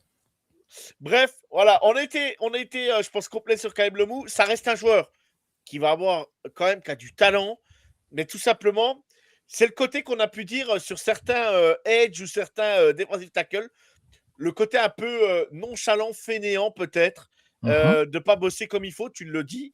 Toi, tu l'as répété plusieurs fois, ce petit fumier et machin. Et ben, en effet, tu n'as pas le droit. Tu es obligé d'être à fond. Et la meilleure école, c'est que tu vas tomber contre un pass rusher, Micah Parsons, tu vas tomber contre un TJ Watt. Un TJ Watt, il va te manger, mais tout Ah, cru. il va te Il va mettre te une mettre dans la sauce. poche. Puis à Miles Garrett, n'en parlons pas, et ainsi de suite. Et Tu sais, sans parler, sans parler. c'est les fameux moments, tu sais, welcome to the NFL, Ouais, où en fait, exactement, tu vas te exactement. poser, tu vas te dire: «Ah ouais, d'accord». Ah ouais, là, mec, tu prends cher. Mais oui, mais on le savait. Mais après, ça peut que te faire progresser aussi et te faire dire, mince, là, ce coup-ci, il faut que je sois prêt la prochaine fois parce que là, ils m'ont mis minable. Mais tout joueur dans n'importe quel sport est tombé contre plus fort que toi un jour et ça arrivera toujours. Il y a toujours plus fort que toi. Il y a que les montagnes qui se rencontrent pas. C'est ce que je dis à chaque fois et Mmh. c'est ce que j'apprends à mon fils. Que tu perdes, que tu gagnes, il y a des moments, bah, tu tomberas toujours contre plus fort que toi en sport. C'est comme ça. Mais c'est à toi de travailler et de progresser derrière si tu veux être meilleur. Ben, de toute façon, on va pas se mentir, hein, les défaites te font apprendre plus que des victoires, on l'a toujours dit, dans n'importe quel sport, hein, donc voilà. C'est Donc, ça, c'est ça. Après, du coup, juste pour, rebondir sur ce que tu viens de dire, c'est vrai que malgré ce petit côté nonchalant et tout qu'il peut avoir et qui peut être parfois assez énervant, c'est important quand même de noter la progression. Tu vois? C'est quelque chose qu'on parle souvent, d'ailleurs tous les ans et peu importe la position, et c'est quelque chose que moi j'ai vu chez Caleb Lomou, c'est-à-dire qu'entre le début de saison et la fin de saison, je lui ai vu sur certains points une vraie progression. Donc j'en parlerai dans la fiche, mais en fait ça, pour moi, c'est très encourageant parce que exactement. ça me fait dire que le mec est prêt à apprendre, tout simplement.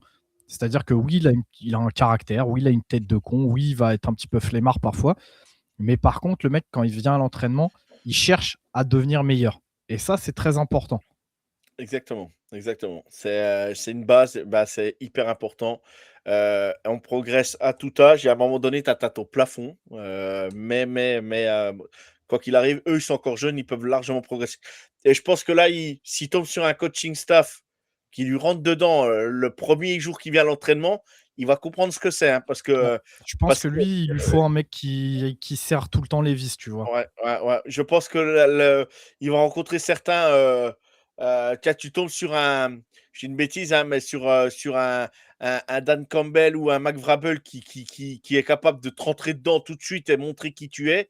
Et ben, ils vont pas avoir peur de lui dire, même si c'est des. Au départ, c'est des défenseurs, hein, mais Mmh. voilà, ils savent Mais très bien le poste de O-line, hein, ils tu sont tu pas tu fous, hein. tu vois, j'y ai même pas pensé, mais ouais, les Lions, quitte à Ouais. aller chercher Monroe Freeling, je préfère que vous alliez chercher Lomu. Oui, parce qu'il est plus prêt, day one et ainsi de suite. On est Ouais, d'accord. On le ouais, répète ouais, ouais. aussi, ouais, on le répète aussi. OK, très bien. Allez, on passe au suivant, Caleb Lomou. Ryan, bois un petit coup, ça c'est on faut se réhydrater, un bon café. Ah, voilà, le GOAT. Je te Et là, je te montre mon petit carapuce parce que là, il y a heu son évolution qui est arrivée en photo là.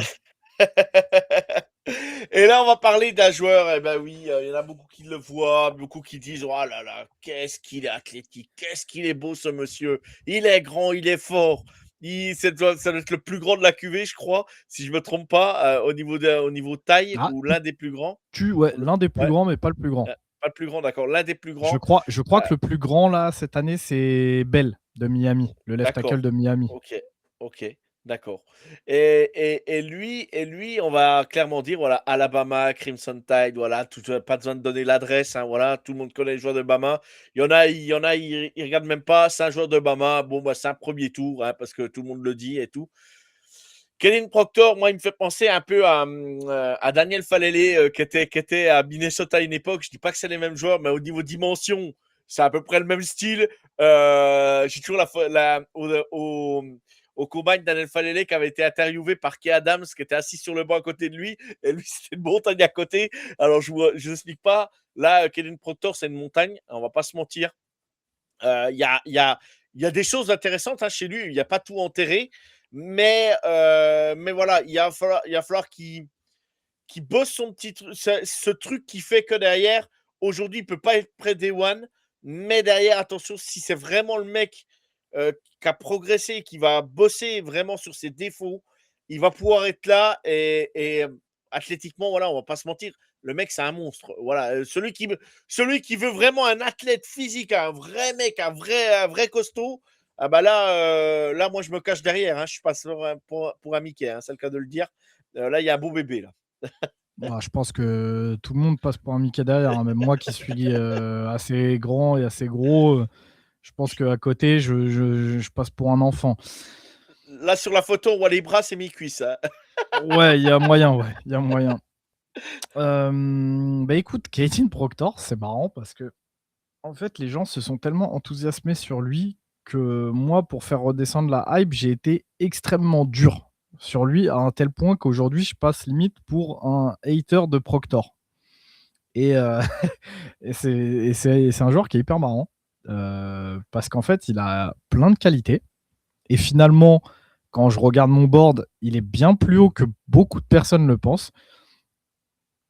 Tu le sais, Joe, cette année, j'ai eu beaucoup de soucis. J'ai pas pu faire autant de joueurs que je le voulais. Donc, j'ai dit que je devais faire plus concis sur mes fiches pour. J'avais vu même un petit peu, j'avais mis un message sur Twitter en disant que je suis désolé, mais je vais devoir aller à l'essentiel et tout. Au final, j'ai absolument pas réussi. Hein. Mes fiches elles continuent d'être détaillées, tout ça. Mais je pense que Caitlin Proctor, alors que c'est censé être un joueur que j'aime pas, tu vois, ça va probablement être l'affiche la plus balèze que je vais faire, tout simplement pour en fait remettre un petit peu l'église au centre du village.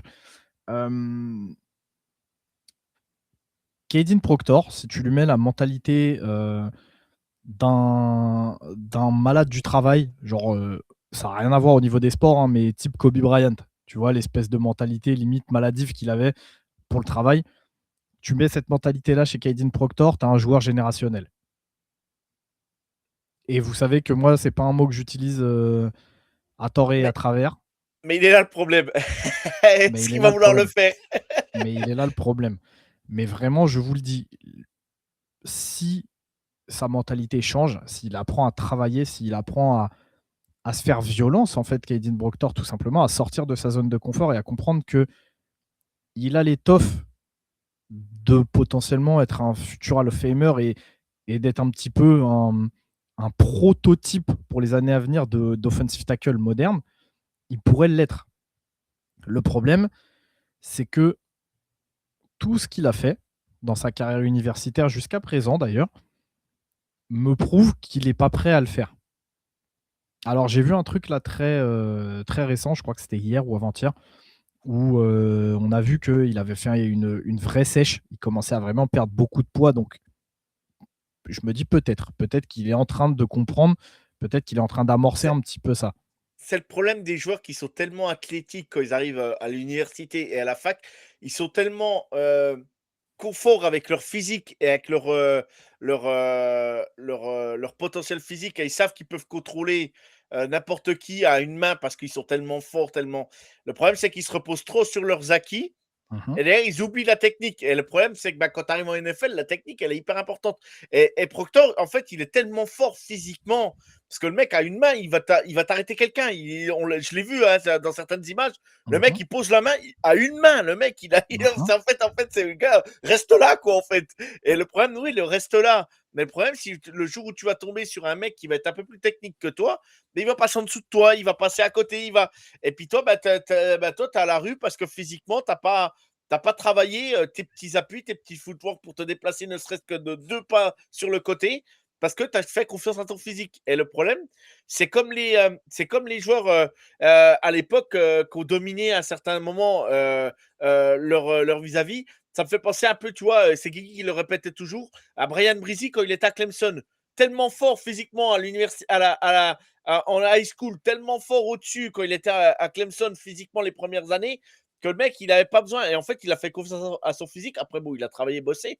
Mais Kaden Proctor, ça me fait penser un peu à ça. Le mec est tellement fort physiquement, tellement sûr de son physique, bah, que derrière, il en oublie la technique. Et ben, alors, tu m'arrêtes si je me trompe, rien, n'hésite pas. Mhm. Mais moi, c'est ce que je pense de lui. Alors, en NFL, s'il tombe au bon endroit, et que tu as le coach qui lui rentre dedans, mais qui va le mettre misère les premiers entraînements, ça risque de lui faire bizarre. Mais ce mec-là, comme tu as dit, s'il y a quelqu'un qui lui rentre dedans, ça peut être quelqu'un de monstrueux, quoi. Bah, le truc, c'est que c'est vraiment ça, sauf que tu aurais poussé le spectre à son maximum. C'est que tu as monté en fait le thermostat à son max. C'est que le mec, là, sans vraiment se faire violence, il arrive en sec et il t'éclate le pays. Tu vois, c'est Brian Brizy passe pour un petit mec à côté de Kaden Proctor. Il faut le comprendre ça aussi. Ah non, mais bien sûr, bien C'est évidemment. là juste comme ça, hein. Donc bien sûr, vous l'aurez compris, dans ses points forts, il y a son physique, il y a ses capacités athlétiques qui sont exceptionnelles pour son gabarit. Juste comme ça, hein, son gabarit pour ceux qui seraient pas forcément très focus là-dessus. Il fait 6'7", 352 pounds. Pour ceux qui préfèrent les mesures européennes et donc de chez nous, c'est un mec qui fait 2,01 m pour 166 kg. C'est déjà juste, si je vous parle de gabarit, c'est incroyable. Le problème, c'est que souvent, avec ce genre de gabarit-là, on a un joueur qui est très pâteau, qui est très lourd, qui a du mal à se déplacer. En gros, vous avez JC Latam, pour vous la faire courte. Mais le problème, c'est que Kaden Proctor, il fait ce gabarit-là, mais qu'en termes de mobilité et de capacité athlétique, il bouge comme un mec de 140 kilos. D'un mec qui est 20 kilos moins lourd que ça. Et comme je vous le disais, là, en plus, il est en train d'entamer une sèche, donc il est en train de perdre encore du poids. Donc potentiellement, on peut se dire que ses capacités athlétiques vont encore être supérieures à ce qu'on a pu voir cette année. Ce qu'il ne faut pas oublier avec Kaden Proctor, c'est son âge. Il a 20 piges. C'est un gamin. C'est un gamin, il aura 21. 20 ans, 6 mètres, 2,01 m, le mec. Il a, C'est bon. il a 20 ans, Joe. Il a 20 ans, il aura 21 ans en juin. Donc Oh c'est là un là. gamin. C'est ce que je dis très souvent avec les joueurs de 25 ans, c'est qu'un joueur de 20 ans et un joueur de 25 ans, en termes de puissance physique, de puissance athlétique, c'est deux choses complètement différentes. Donc en fait, si Kaden Proctor a une bonne hygiène de vie, ce que vous voyez aujourd'hui, ça peut être décuplé dans 4-5 ans. C'est un ovni, en fait, le mec. Tout ça, en fait, c'est déjà en soi, juste ça, ça peut lui permettre pour certaines équipes d'être pris comme un premier tour. Mais le problème avec Kaden Proctor, et c'est là où ça devient plus vicieux, c'est que en plus de ce potentiel, en plus de ce gabarit, en plus de ses capacités athlétiques, son plancher est pas dégueulasse du tout. C'est-à-dire que là, lui, pour le coup, vous le mettez sur le terrain day one, il est capable de jouer. Alors, je ne sais pas s'il sera capable de dominer comme ça a pu être le cas en college football, je ne pense pas. Mais il est capable de jouer. Et je pense même qu'il est capable de bien tenir sa place, même en NFL. Mais le problème, et c'est ce qui m'énerve avec ce genre de profil, c'est qu'à cause de ça, puisqu'il a déjà un plancher qui lui permet de jouer en NFL à 20 ans, le mec, et d'y être très bon, qu'il a déjà un gabarit qui doit le placer dans le top 1% des gabarits mondiaux sur Terre, qu'il a des capacités athlétiques qui sont absolument, mais qui viennent d'un autre monde, bah en fait, ce mec-là, il a jamais réellement appris à se détruire la gueule pour s'entraîner, à se détruire la gueule pour progresser. Il en a jamais eu besoin. Et le problème, c'est que, bah, un petit peu comme tous les enfants pour y gâter, bah, dès qu'on lui a demandé de le faire, dès qu'on a commencé à lui mettre des restrictions, bah, il s'est tiré. C'est-à-dire que il s'est tiré, je crois qu'il est pas. Je sais plus, il était où avant. Ensuite, il est parti à Iowa. À Iowa, il a vu qu'on lui mettait des restrictions, machin. Bah, du coup, de Iowa, il s'est tiré, je sais pas où, bah, je crois à Bama. Ensuite, il a décommit de Bama pendant un moment. Puis finalement, il a fini par recommit à Bama. Donc en fait, le mec, et c'est ce que je vous disais en introduction, jusqu'à présent dans sa carrière, il n'a jamais prouvé, il n'a jamais montré en fait qu'il avait cette envie de se faire mal, de sortir de sa zone de confort, de se faire violence pour devenir la meilleure version de lui-même. Et ça, le problème, c'est qu'en NFL, ça va peut-être compter. Joe disait tout à l'heure, il faut un coach qui lui rentre dans la gueule. Bah, je ne suis pas sûr. Parce qu'en NFL, il va être bloqué par son contrat rookie, il va être bloqué à un seul endroit. Et puisqu'il n'a jamais connu ça, comme tous les enfants rois, en fait, bah, il va peut-être mal le prendre. Et monsieur va peut-être bouder. Sauf qu'un joueur comme ça qui boude, bah, c'est un joueur qui ne fait pas les efforts à l'entraînement, qui ne se la donne pas. Sauf qu'on est en NFL. Les coachs en ont rien à foutre, hein. Tu boudes, tu fais ton caca boudin, bah, au bout d'un moment, on va avancer avec ou sans toi, quoi. Et donc, c'est le genre de profil qui, bah, dans 2 ans, 3 ans, 4 ans, peut être un bust parce que tout simplement, monsieur, il a fait son caca boudin et qui s'est jamais sorti les doigts. Et c'est la peur que moi j'ai avec Kadin. L'autre peur que j'ai, c'est que tout simplement, il fasse le minimum syndical, c'est-à-dire que son coach, il va lui gueuler dessus, ou alors son coach, il va le caresser dans le sens du poil, et Cadine va faire juste ce qu'il faut pour être bon en NFL, mais sans jamais devenir la meilleure version de lui-même. Et comme je vous dis, ça m'emmerde, parce que la meilleure version de lui-même, il y a un monde où en fait ce mec-là peut devenir un joueur générationnel. On parle d'un mec qui, si on prend vraiment sur le papier, il a ce qui pourrait lui permettre d'être dans 15 ans à Hall of Fame. Mais si lui, il s'en rend jamais compte, si lui, il comprend pas quel effort il faut fournir, qu'est-ce qu'il doit faire tous les jours dans la vie d'un professionnel pour atteindre ce niveau-là, bah, le mec n'y arrivera jamais. Il faut comprendre que c'est là, on parle vraiment, encore une fois, des 1%, des 1%. C'est-à-dire que c'est à 1% des joueurs NFL qui sont eux-mêmes 1% des joueurs de college football, qui eux-mêmes sont genre les 2% de la population américaine. Donc c'est exceptionnel, hein. Mais il a ce qu'il faut pour y arriver. Il y a un monde où il peut le faire. Et donc, c'est frustrant de voir un mec qui se donne pas les moyens. Et comme je vous disais, en fait, bah, on va pas y passer 1000 ans parce que, bah, comme je vous ai dit, je vais faire une fiche très détaillée sur ça. Mais vous pouvez prendre tous les aspects de son jeu et vous dire, ouais, et finalement, c'est pas mal. Ah, c'est pas mal du tout. Ah, et puis ça, même sur ce point technique, ah, c'est pas mal. Mais le problème, c'est que ce mec-là, on veut pas que ce soit pas mal. On veut que ce soit excellent. Et il pourrait se donner les moyens d'être excellent, mais c'est lui qui ne se donne pas les moyens d'être excellent. Et c'est là où c'est très frustrant, en fait, de voir que son plancher, il est déjà si élevé, mais que pour ce qu'il est capable de faire, mais son plancher, il est naze. C'est ça qui est frustrant avec Kadin Proctor. Et c'est là où moi je m'énervais sur tous les gens qui allaient chercher très tôt au premier tour. C'est que dans les faits, ce mec-là devrait être au premier tour, mais encore une fois, c'est pas lui rendre service. Mettre trop d'attentes sur lui, c'est pas lui rendre service. Et donc finalement, moi-même, je ne l'ai pas dans mon tiers 1. J'ai été obligé de le mettre dans le tiers 2 parce qu'il y a cette idée de la volonté, cette idée de devoir se faire violence, où en fait, bah, Proctor ne me l'a jamais prouvé, donc je ne peux pas le mettre dans mon tiers 1. Alors que sur le potentiel, il devrait y être. Et largement. Et pour le coup, tu vois, Maoiga, je te disais que dans mon tiers 1, par rapport à d'autres mecs, il est beaucoup plus bas. Proctor, il aurait pu être vraiment au top. Il aurait pu être vraiment très très haut, tu vois, avec mes Dawan Jones, Taliese Fouaga, ce genre de mecs-là, Joe Alt, ces mecs qui étaient dans mon tiers 1 et qui étaient très haut dans mon tiers 1, bah, Proctor, il aurait pu avoir le potentiel pour y être, mais je ne peux pas l'y mettre. Et encore une fois, je sais qu'il y a des gens qui ne vont pas y croire. Tu as des gens qui vont dire, mais si, son plancher, c'est largement suffisant. Si à ça, tu ajoutes l'upside, je te regarde, Elvin, je sais que toi, tu adores ça. Ouais, sur le potentiel, avec son gabarit, ses capacités athlétiques, mais si tous les jours, tu le prends top 15 et tout, bah moi, je te dis non. Je te dis non, et je sais pas si c'est le cas. Hein. Ça se trouve, Elvin déteste Proctor, hein, mais je l'utilise parce que je sais qu'on aime bien se taquiner. Il aime les grands monsieur. Mais je sais qu'il aime les gros monsieur, mais j'aime bien le taquiner là-dessus.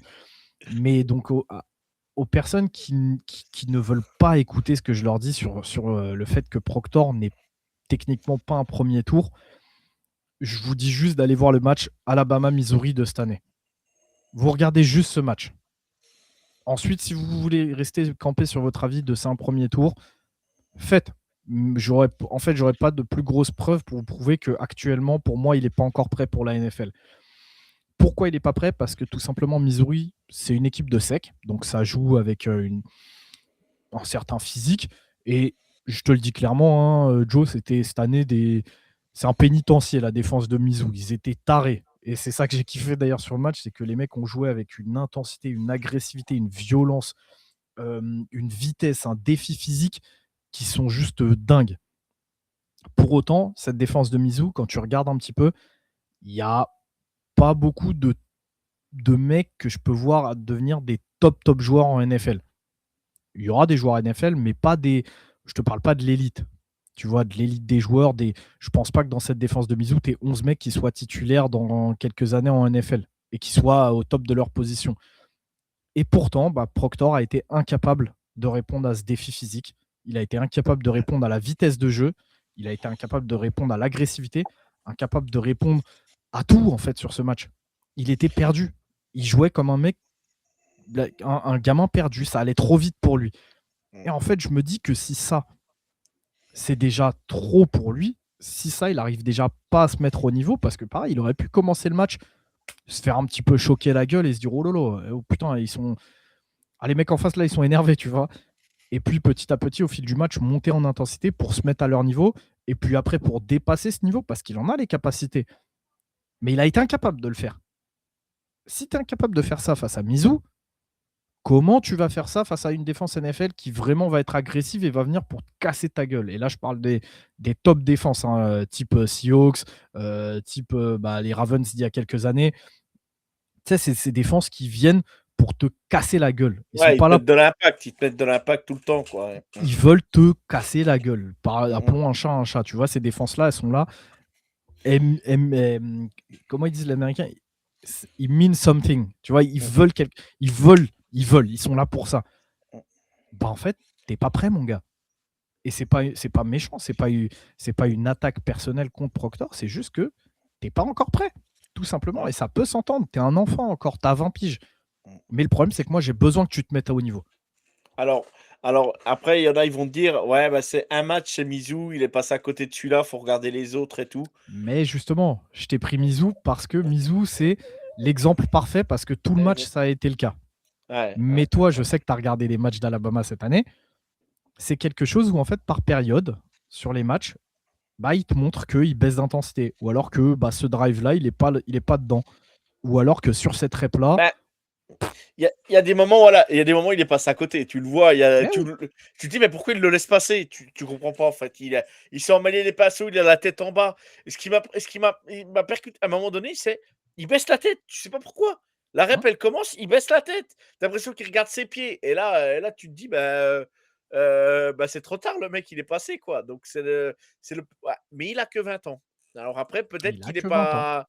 Il veut se rassurer avec ses pieds, j'en sais rien, je sais pas, mais après, mettez-vous dans la tête quand même, voilà, juste la petite aparté quand même, le mec, bouger aussi vite qu'il bouge avec son gabarit, ça doit pas être facile tous les jours. Bref, mais ça n'enlève rien. On est là pour dire la vérité, on n'est pas là pour Mhm. brosser le mec dans le sens du poil.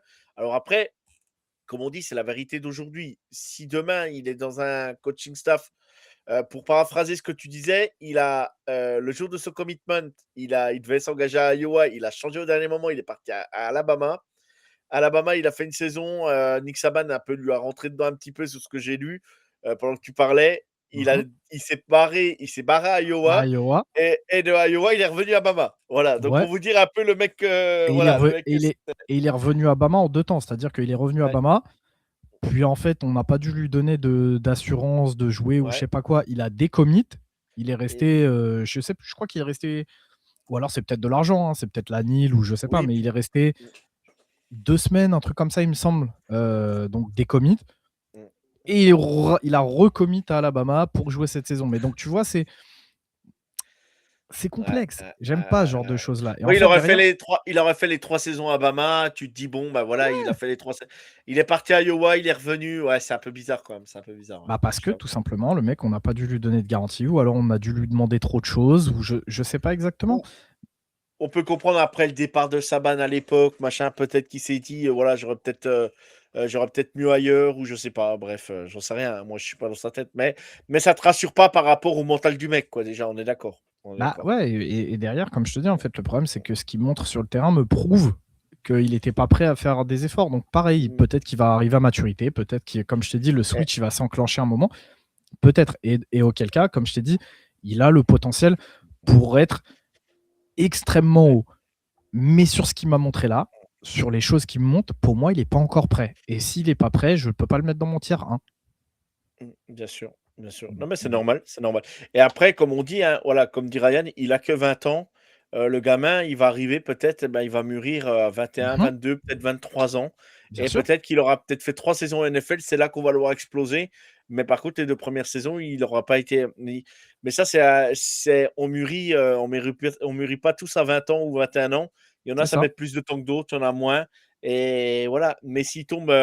Moi, je pense que si tu tombes sur un O-line d'expérience à côté de lui et qui commence un peu à lui murmurer dans l'oreille, lui dire là, mec, il faut que tu sois là, il faut que tu sois là, il faut que tu sois là, je pense que ça peut l'aider aussi, quoi. Voilà, je pense que Bien ça sûr. peut l'aider aussi.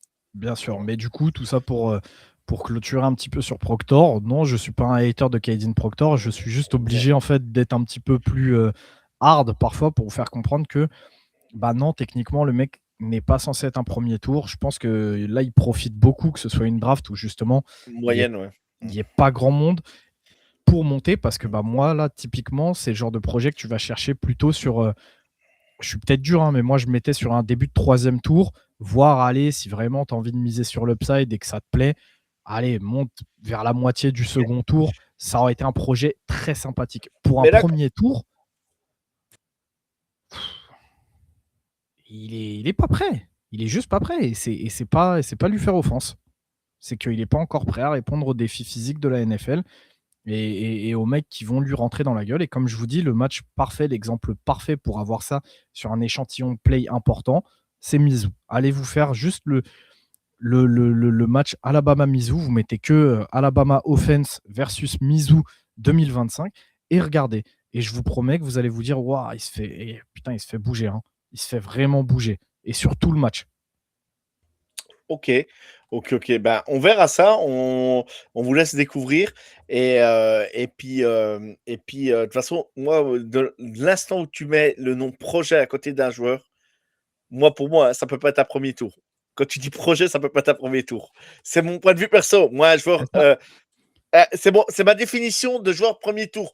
Premier tour. Alors après, dans Non. certaines drafts, tu peux avoir des projets et tout ça parce que tu n'as pas de talent élite et tout Bah, ça. c'est le Mais cas. Et on et est c'est le cas dedans. cette année. Mais il y a certains joueurs, tu peux pas te permettre de dire je le prends premier tour parce que c'est un projet. Et à un moment donné, il y a des équipes qui ont besoin d'urgence. Oui. Il faut un joueur prêt qui soit bien accompagné et tout. Donc c'est ça qui me gêne dans le moment où tu dis quand c'est projet. Moi, j'ai du mal à mettre un mec projet au premier tour. Voilà, c'est mon Mais, point de vue mais, perso. mais Mais tant bien, tu vois, dans une draft où justement tu as ce qu'il faut en termes de top talent, je suis d'accord avec toi. C'est pour ça que moi, tu as vu, je t'ai dit, techniquement, là, moi, à l'heure actuelle, si je te parle de Kaidin Proctor d'un point de vue all-time sur toutes les drafts que j'ai faites, pour moi, en termes de talent, j'aurais été sur un début de troisième tour, voire, allez, si vraiment tu kiffes le joueur, fin de deuxième tour, milieu de deuxième tour. Pour moi, c'est la valeur que j'accorde à ce type de projets qui sont vraiment sexy et tout. T'en as d'autres, ils s'en tapent. T'en as d'autres sur l'upside pur, ils vont aller te le chercher, top 15. bien sûr, bien Tu sûr. as des franchises, tu as des environnements. Mm. Tiens, je te dis une connerie, Kadine Proctor, là, demain, tu me dis, les Niners, ils piquent en combien là cette année? C'est genre vers le top 20, je crois. Ouais, ça doit être ça. Ouais, ça doit être ça. 21, 22 peut-être, je sais plus exactement. Mais non, ils ont fait les playoffs. Donc non, ils ont pas fait les playoffs, je sais plus. Je Les crois qu'ils sont Niners. autour, je crois qu'ils sont autour du top 20. Là, Ouais, sur ça doit cette être ça. draft Ouais. qui manque de top talent, ils vont chercher un Kadine Proctor pour le foot derrière un Trent Williams à prendre gentiment au moins un an. Bah écoute, ouais, ça manque de top talent de toute façon. Donc si tu as eu un flash sur Proctor, bah écoute, va le chercher. Et c'est là où je te dis que j'ai été très dur au début sur les mocks et tout. Et où 27. là-bas, bah, Exactement, 27. mon gars, 27, tu vas chercher Proctor sur cette année. Ok, tu vois. Ok. Mm, Oui, parce qu'ils battent les Eagles chez eux en plus, je suis bête. Oui, c'est ça. Ok, bah voilà, vous avez toutes les infos de Kevin Proctor. On va Mais en tout passer. cas, Joe, je ne suis pas un hater de Kaidin Proctor. Non, Et d'ailleurs, j'étais déjà pas un hater de JC Latam à l'époque. D'ailleurs, bah, vous voyez qu'après 2 ans, JC Latam, c'est très compliqué. À Tennessee, cette année, Kaidin Proctor, là, sur les sur les tackles que j'ai fait, c'est mon tackle 3. d'accord. Le seul à qui les haters Ryan, c'est Dabo Swinney. Voilà. On n'en parle Le, pas dans cet épisode. le Dabo d'aujourd'hui, oui. Le Dabo Voilà, d'il y a on en parle. quelques années, j'étais un Voilà. petit peu plus. Je Non, pouvais non, mais accepter de vivre à côté de lui. Le Dabo voilà. d'aujourd'hui, il Là, m'énerve. aujourd'hui, non. Allez, Il bref, m'énerve petit énormément. aparté. On perd pas de temps. On enchaîne sur le dernier et c'est. Oh purée. Max Ihenachor. Voilà. C'est pas si dur que ça. C'est un nom nigérian. Toi qui aimes bien le Ihenachor. foot, Ihenachor, ouais, ouais, c'est ouais. pas si dur que ça. Ouais. Ihenachor, l'offensive tackle d'Arizona State. Voilà, là, il y a. Je vais pas. Alors, je le prends. Je ne dirais pas que je le prends au premier tour, mais c'est un joueur qui m'a tapé dans l'œil et c'est pas l'un de mes tackles que je déteste le plus dans cette draft. Voilà, en gros, voilà, j'aime bien le joueur, j'aime bien ce qu'il a montré. Alors, il a des défauts, des qualités, mais pour moi, c'est le mec qui se donne sur le terrain. Donc déjà, je donne un peu plus de crédit, quoi.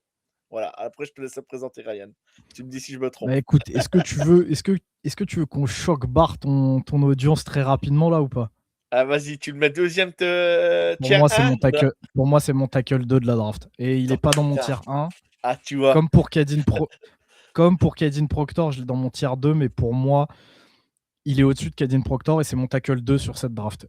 Je rappelle que c'est une draft où, en termes de top talent, on n'y est pas. Sur une autre draft, il aurait été beaucoup plus bas. Sur celle-ci, je commence à me dire qu'en fin de premier tour, je vais le chercher. Attention, comme les autres, c'est un joueur projet. C'est un joueur qui s'est révélé très tard, en fait, dans le sens où il a découvert le football américain très tard. Avant ça, c'était un joueur de football européen, un joueur de soccer. Sauf que en fait, le mec, sur ses années lycée, il a commencé à pousser d'un coup comme une tige. Et en fait, il est tombé sur un coach qui lui a dit écoute, teste le football américain parce que en fait, t'en as la taille. Derrière, Max a pris du poids, il a dû aimer en fait tout simplement jouer, il a dû kiffer. Il a pris du poids, mais donc en fait, c'est un mec qui ne connaissait pas le foot, enfin qui ne connaissait pas, qui n'avait jamais joué un snap de foot US il y a 2 ans auparavant. Donc en fait, c'est un joueur qui a tout appris en Un 2 peu, ans. un peu comme un Mailata à l'époque, quoi, qui avait jamais joué au Bah, foot, quoi. clairement, c'est ça. C'est-à-dire qu'en fait, le mec, là, en 2 ans, il se fout à un niveau de starter déjà d'une équipe de Div 1, ce qui est déjà exceptionnel en soi, mais pas n'importe quelle équipe. On parle d'Arizona State qui, depuis 2 ans, est une équipe qui se bat chaque année pour aller jouer en playoff. Donc, t'es dans le haut du tableau de la Div 1 de college football. C'est pas n'importe quoi. Faut bien déjà se rendre compte en 2 ans ce que c'est. Je vous promets, alors peut-être que vous qui avez jamais mis un pied sur un terrain, vous vous rendez peut-être pas compte. C'est juste là, hein, si sa carrière s'arrêtait là, ce serait déjà exceptionnel ce qu'il a réussi à faire. Les choses à mettre à son crédit, Max, un gabarit qui est taillé pour la NFL. Il est à 6'6", 321 pounds. Sur le gabarit, on est quasiment sur le gabarit de Maouiga, que j'ai en tackle numéro 1. Il a encore de quoi prendre un petit peu de quelques petits kilos, histoire d'augmenter encore sa puissance. Mais là, c'est même chose que pour Francis. Il est svelte. Il n'y a pas beaucoup de gras sur lui. Il est athlétique en fait. Quand tu le vois, il fait partie de ces tackles modernes qui en fait sont plus gras du bide, tout simplement, pour parler vulgairement. Par contre, il a une bonne allonge de bras, ce qui est à noter, et ce qui n'est pas le cas pour tous les tackles cette année. Mais surtout, ce qui est excellent, c'est que vu qu'il vient d'un background de soccer, vu que c'est un joueur de foot, il a des capacités athlétiques qui sont excellentes, qui sont vraiment excellentes. Il a une mobilité qui, pour son gabarit, est excellente.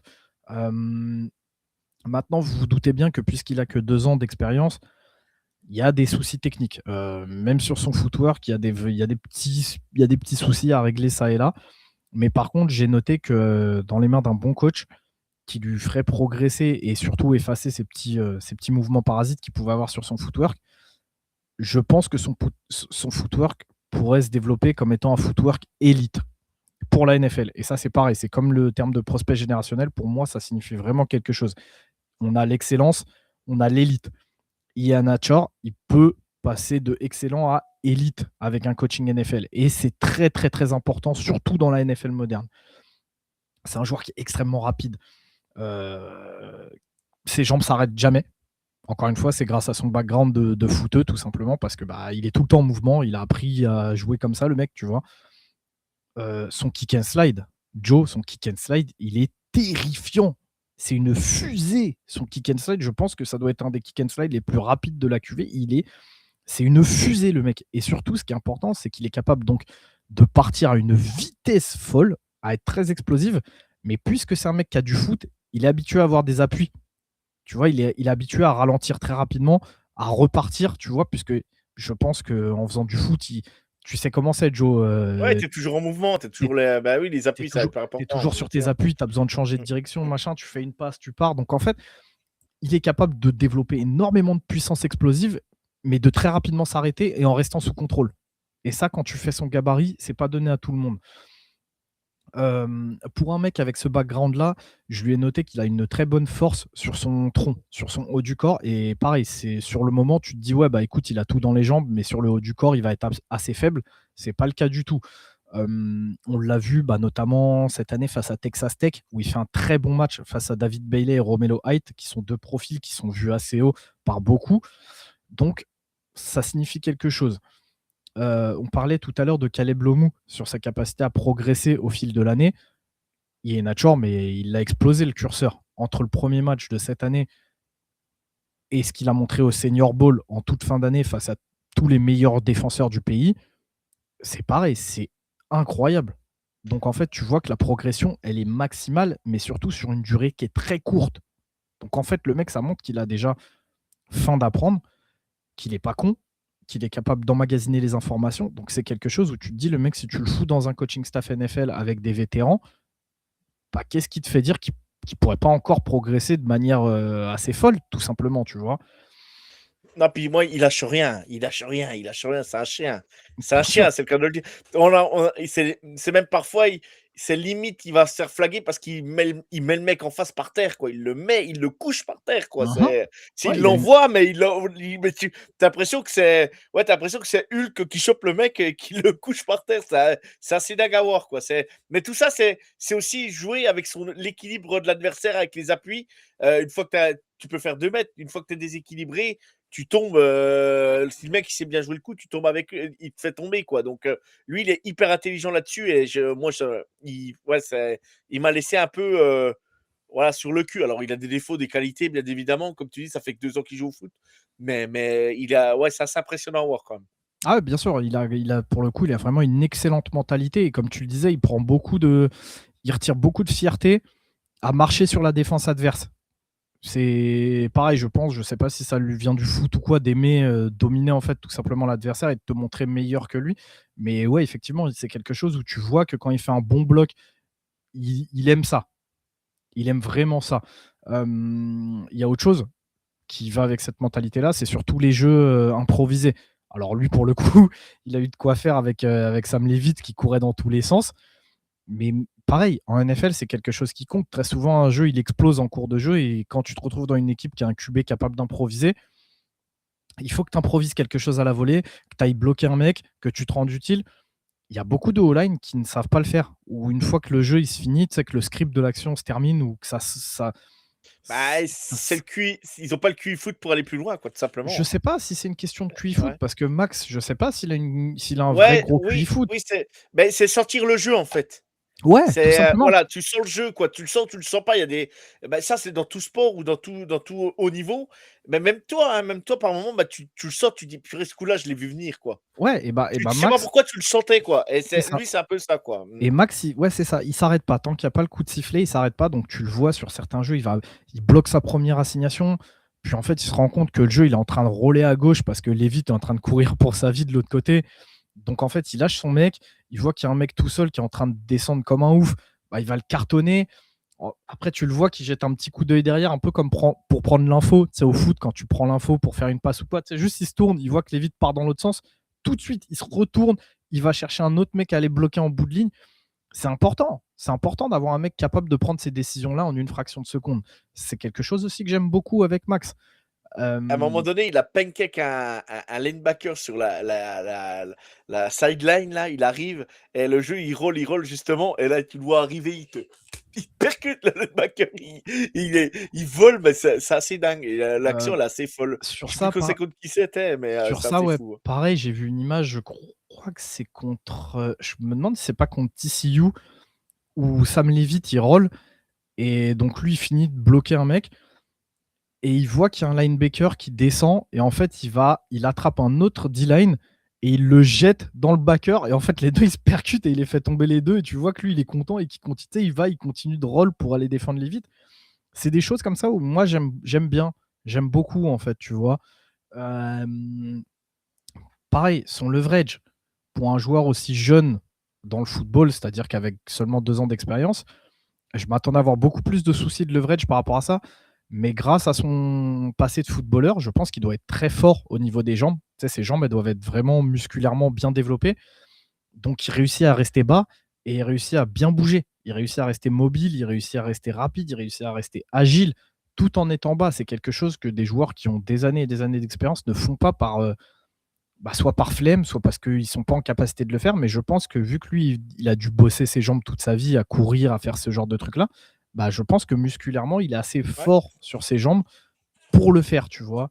Le foot l'a aidé à se développer pour jouer au foot américain, quoi, on va dire clairement, hein. Ça l'a aidé. Alors Ouais, ça n'aide pas tout le monde, mais il a bossé derrière. Mais ça lui a ouvert sa palette, on va dire sa palette à lui, au niveau de ses capacités, quoi.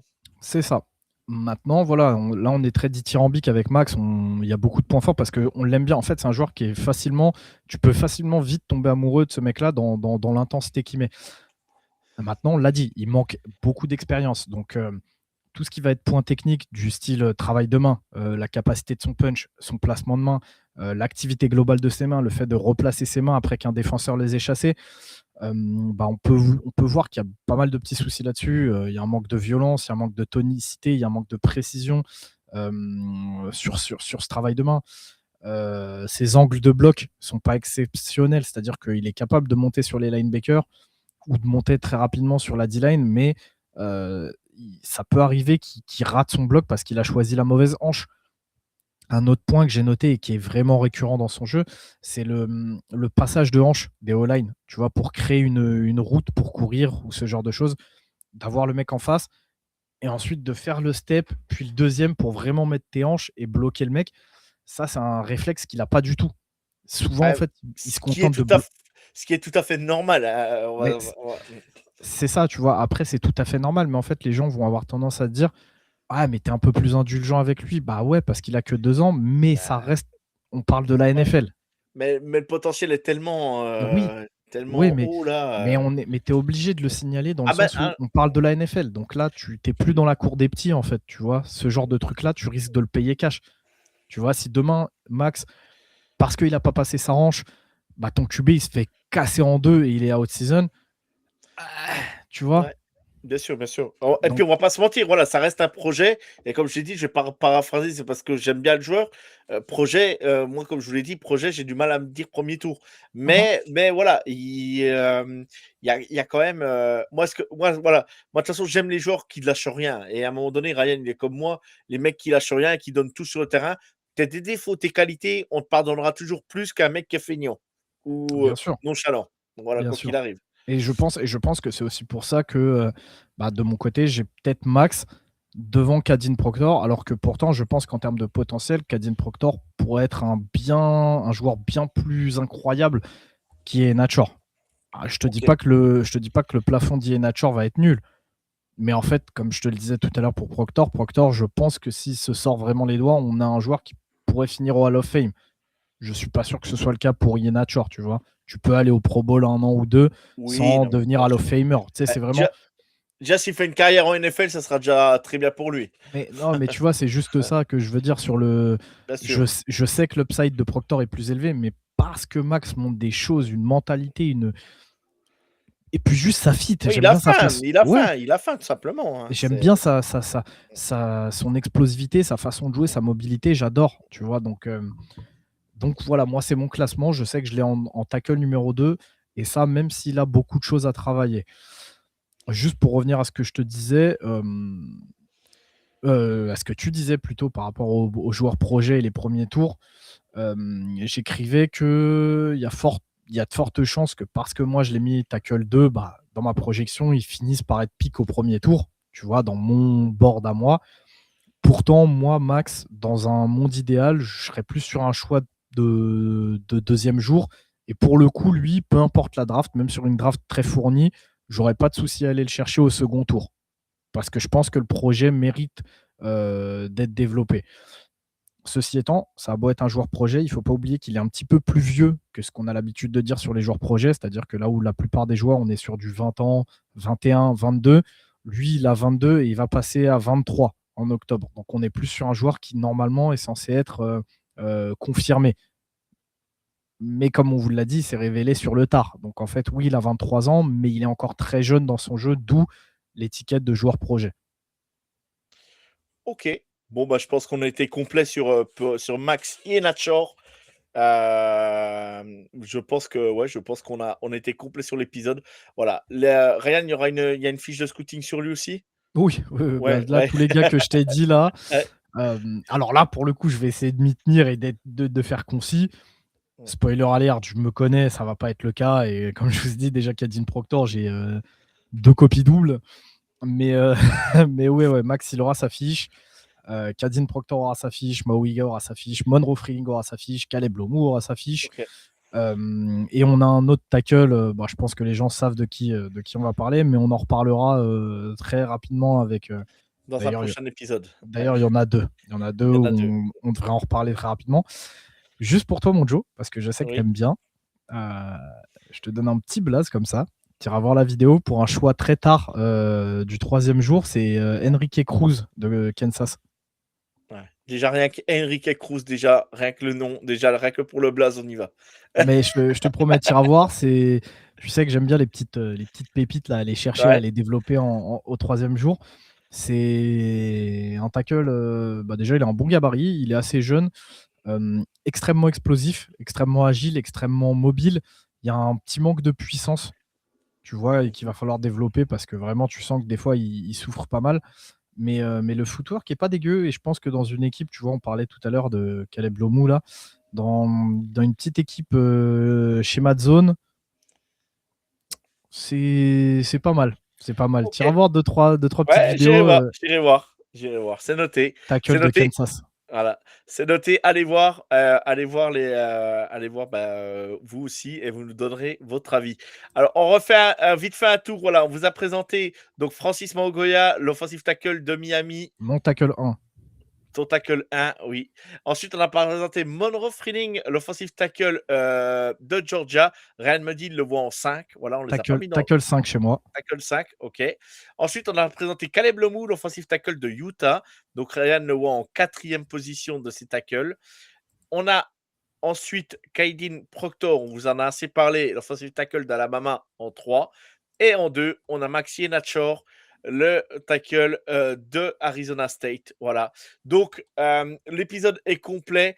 N'hésitez pas à nous dire ce que vous en avez pensé. N'hésitez pas à aller faire la promo de The Trick Play FR sur le site internet.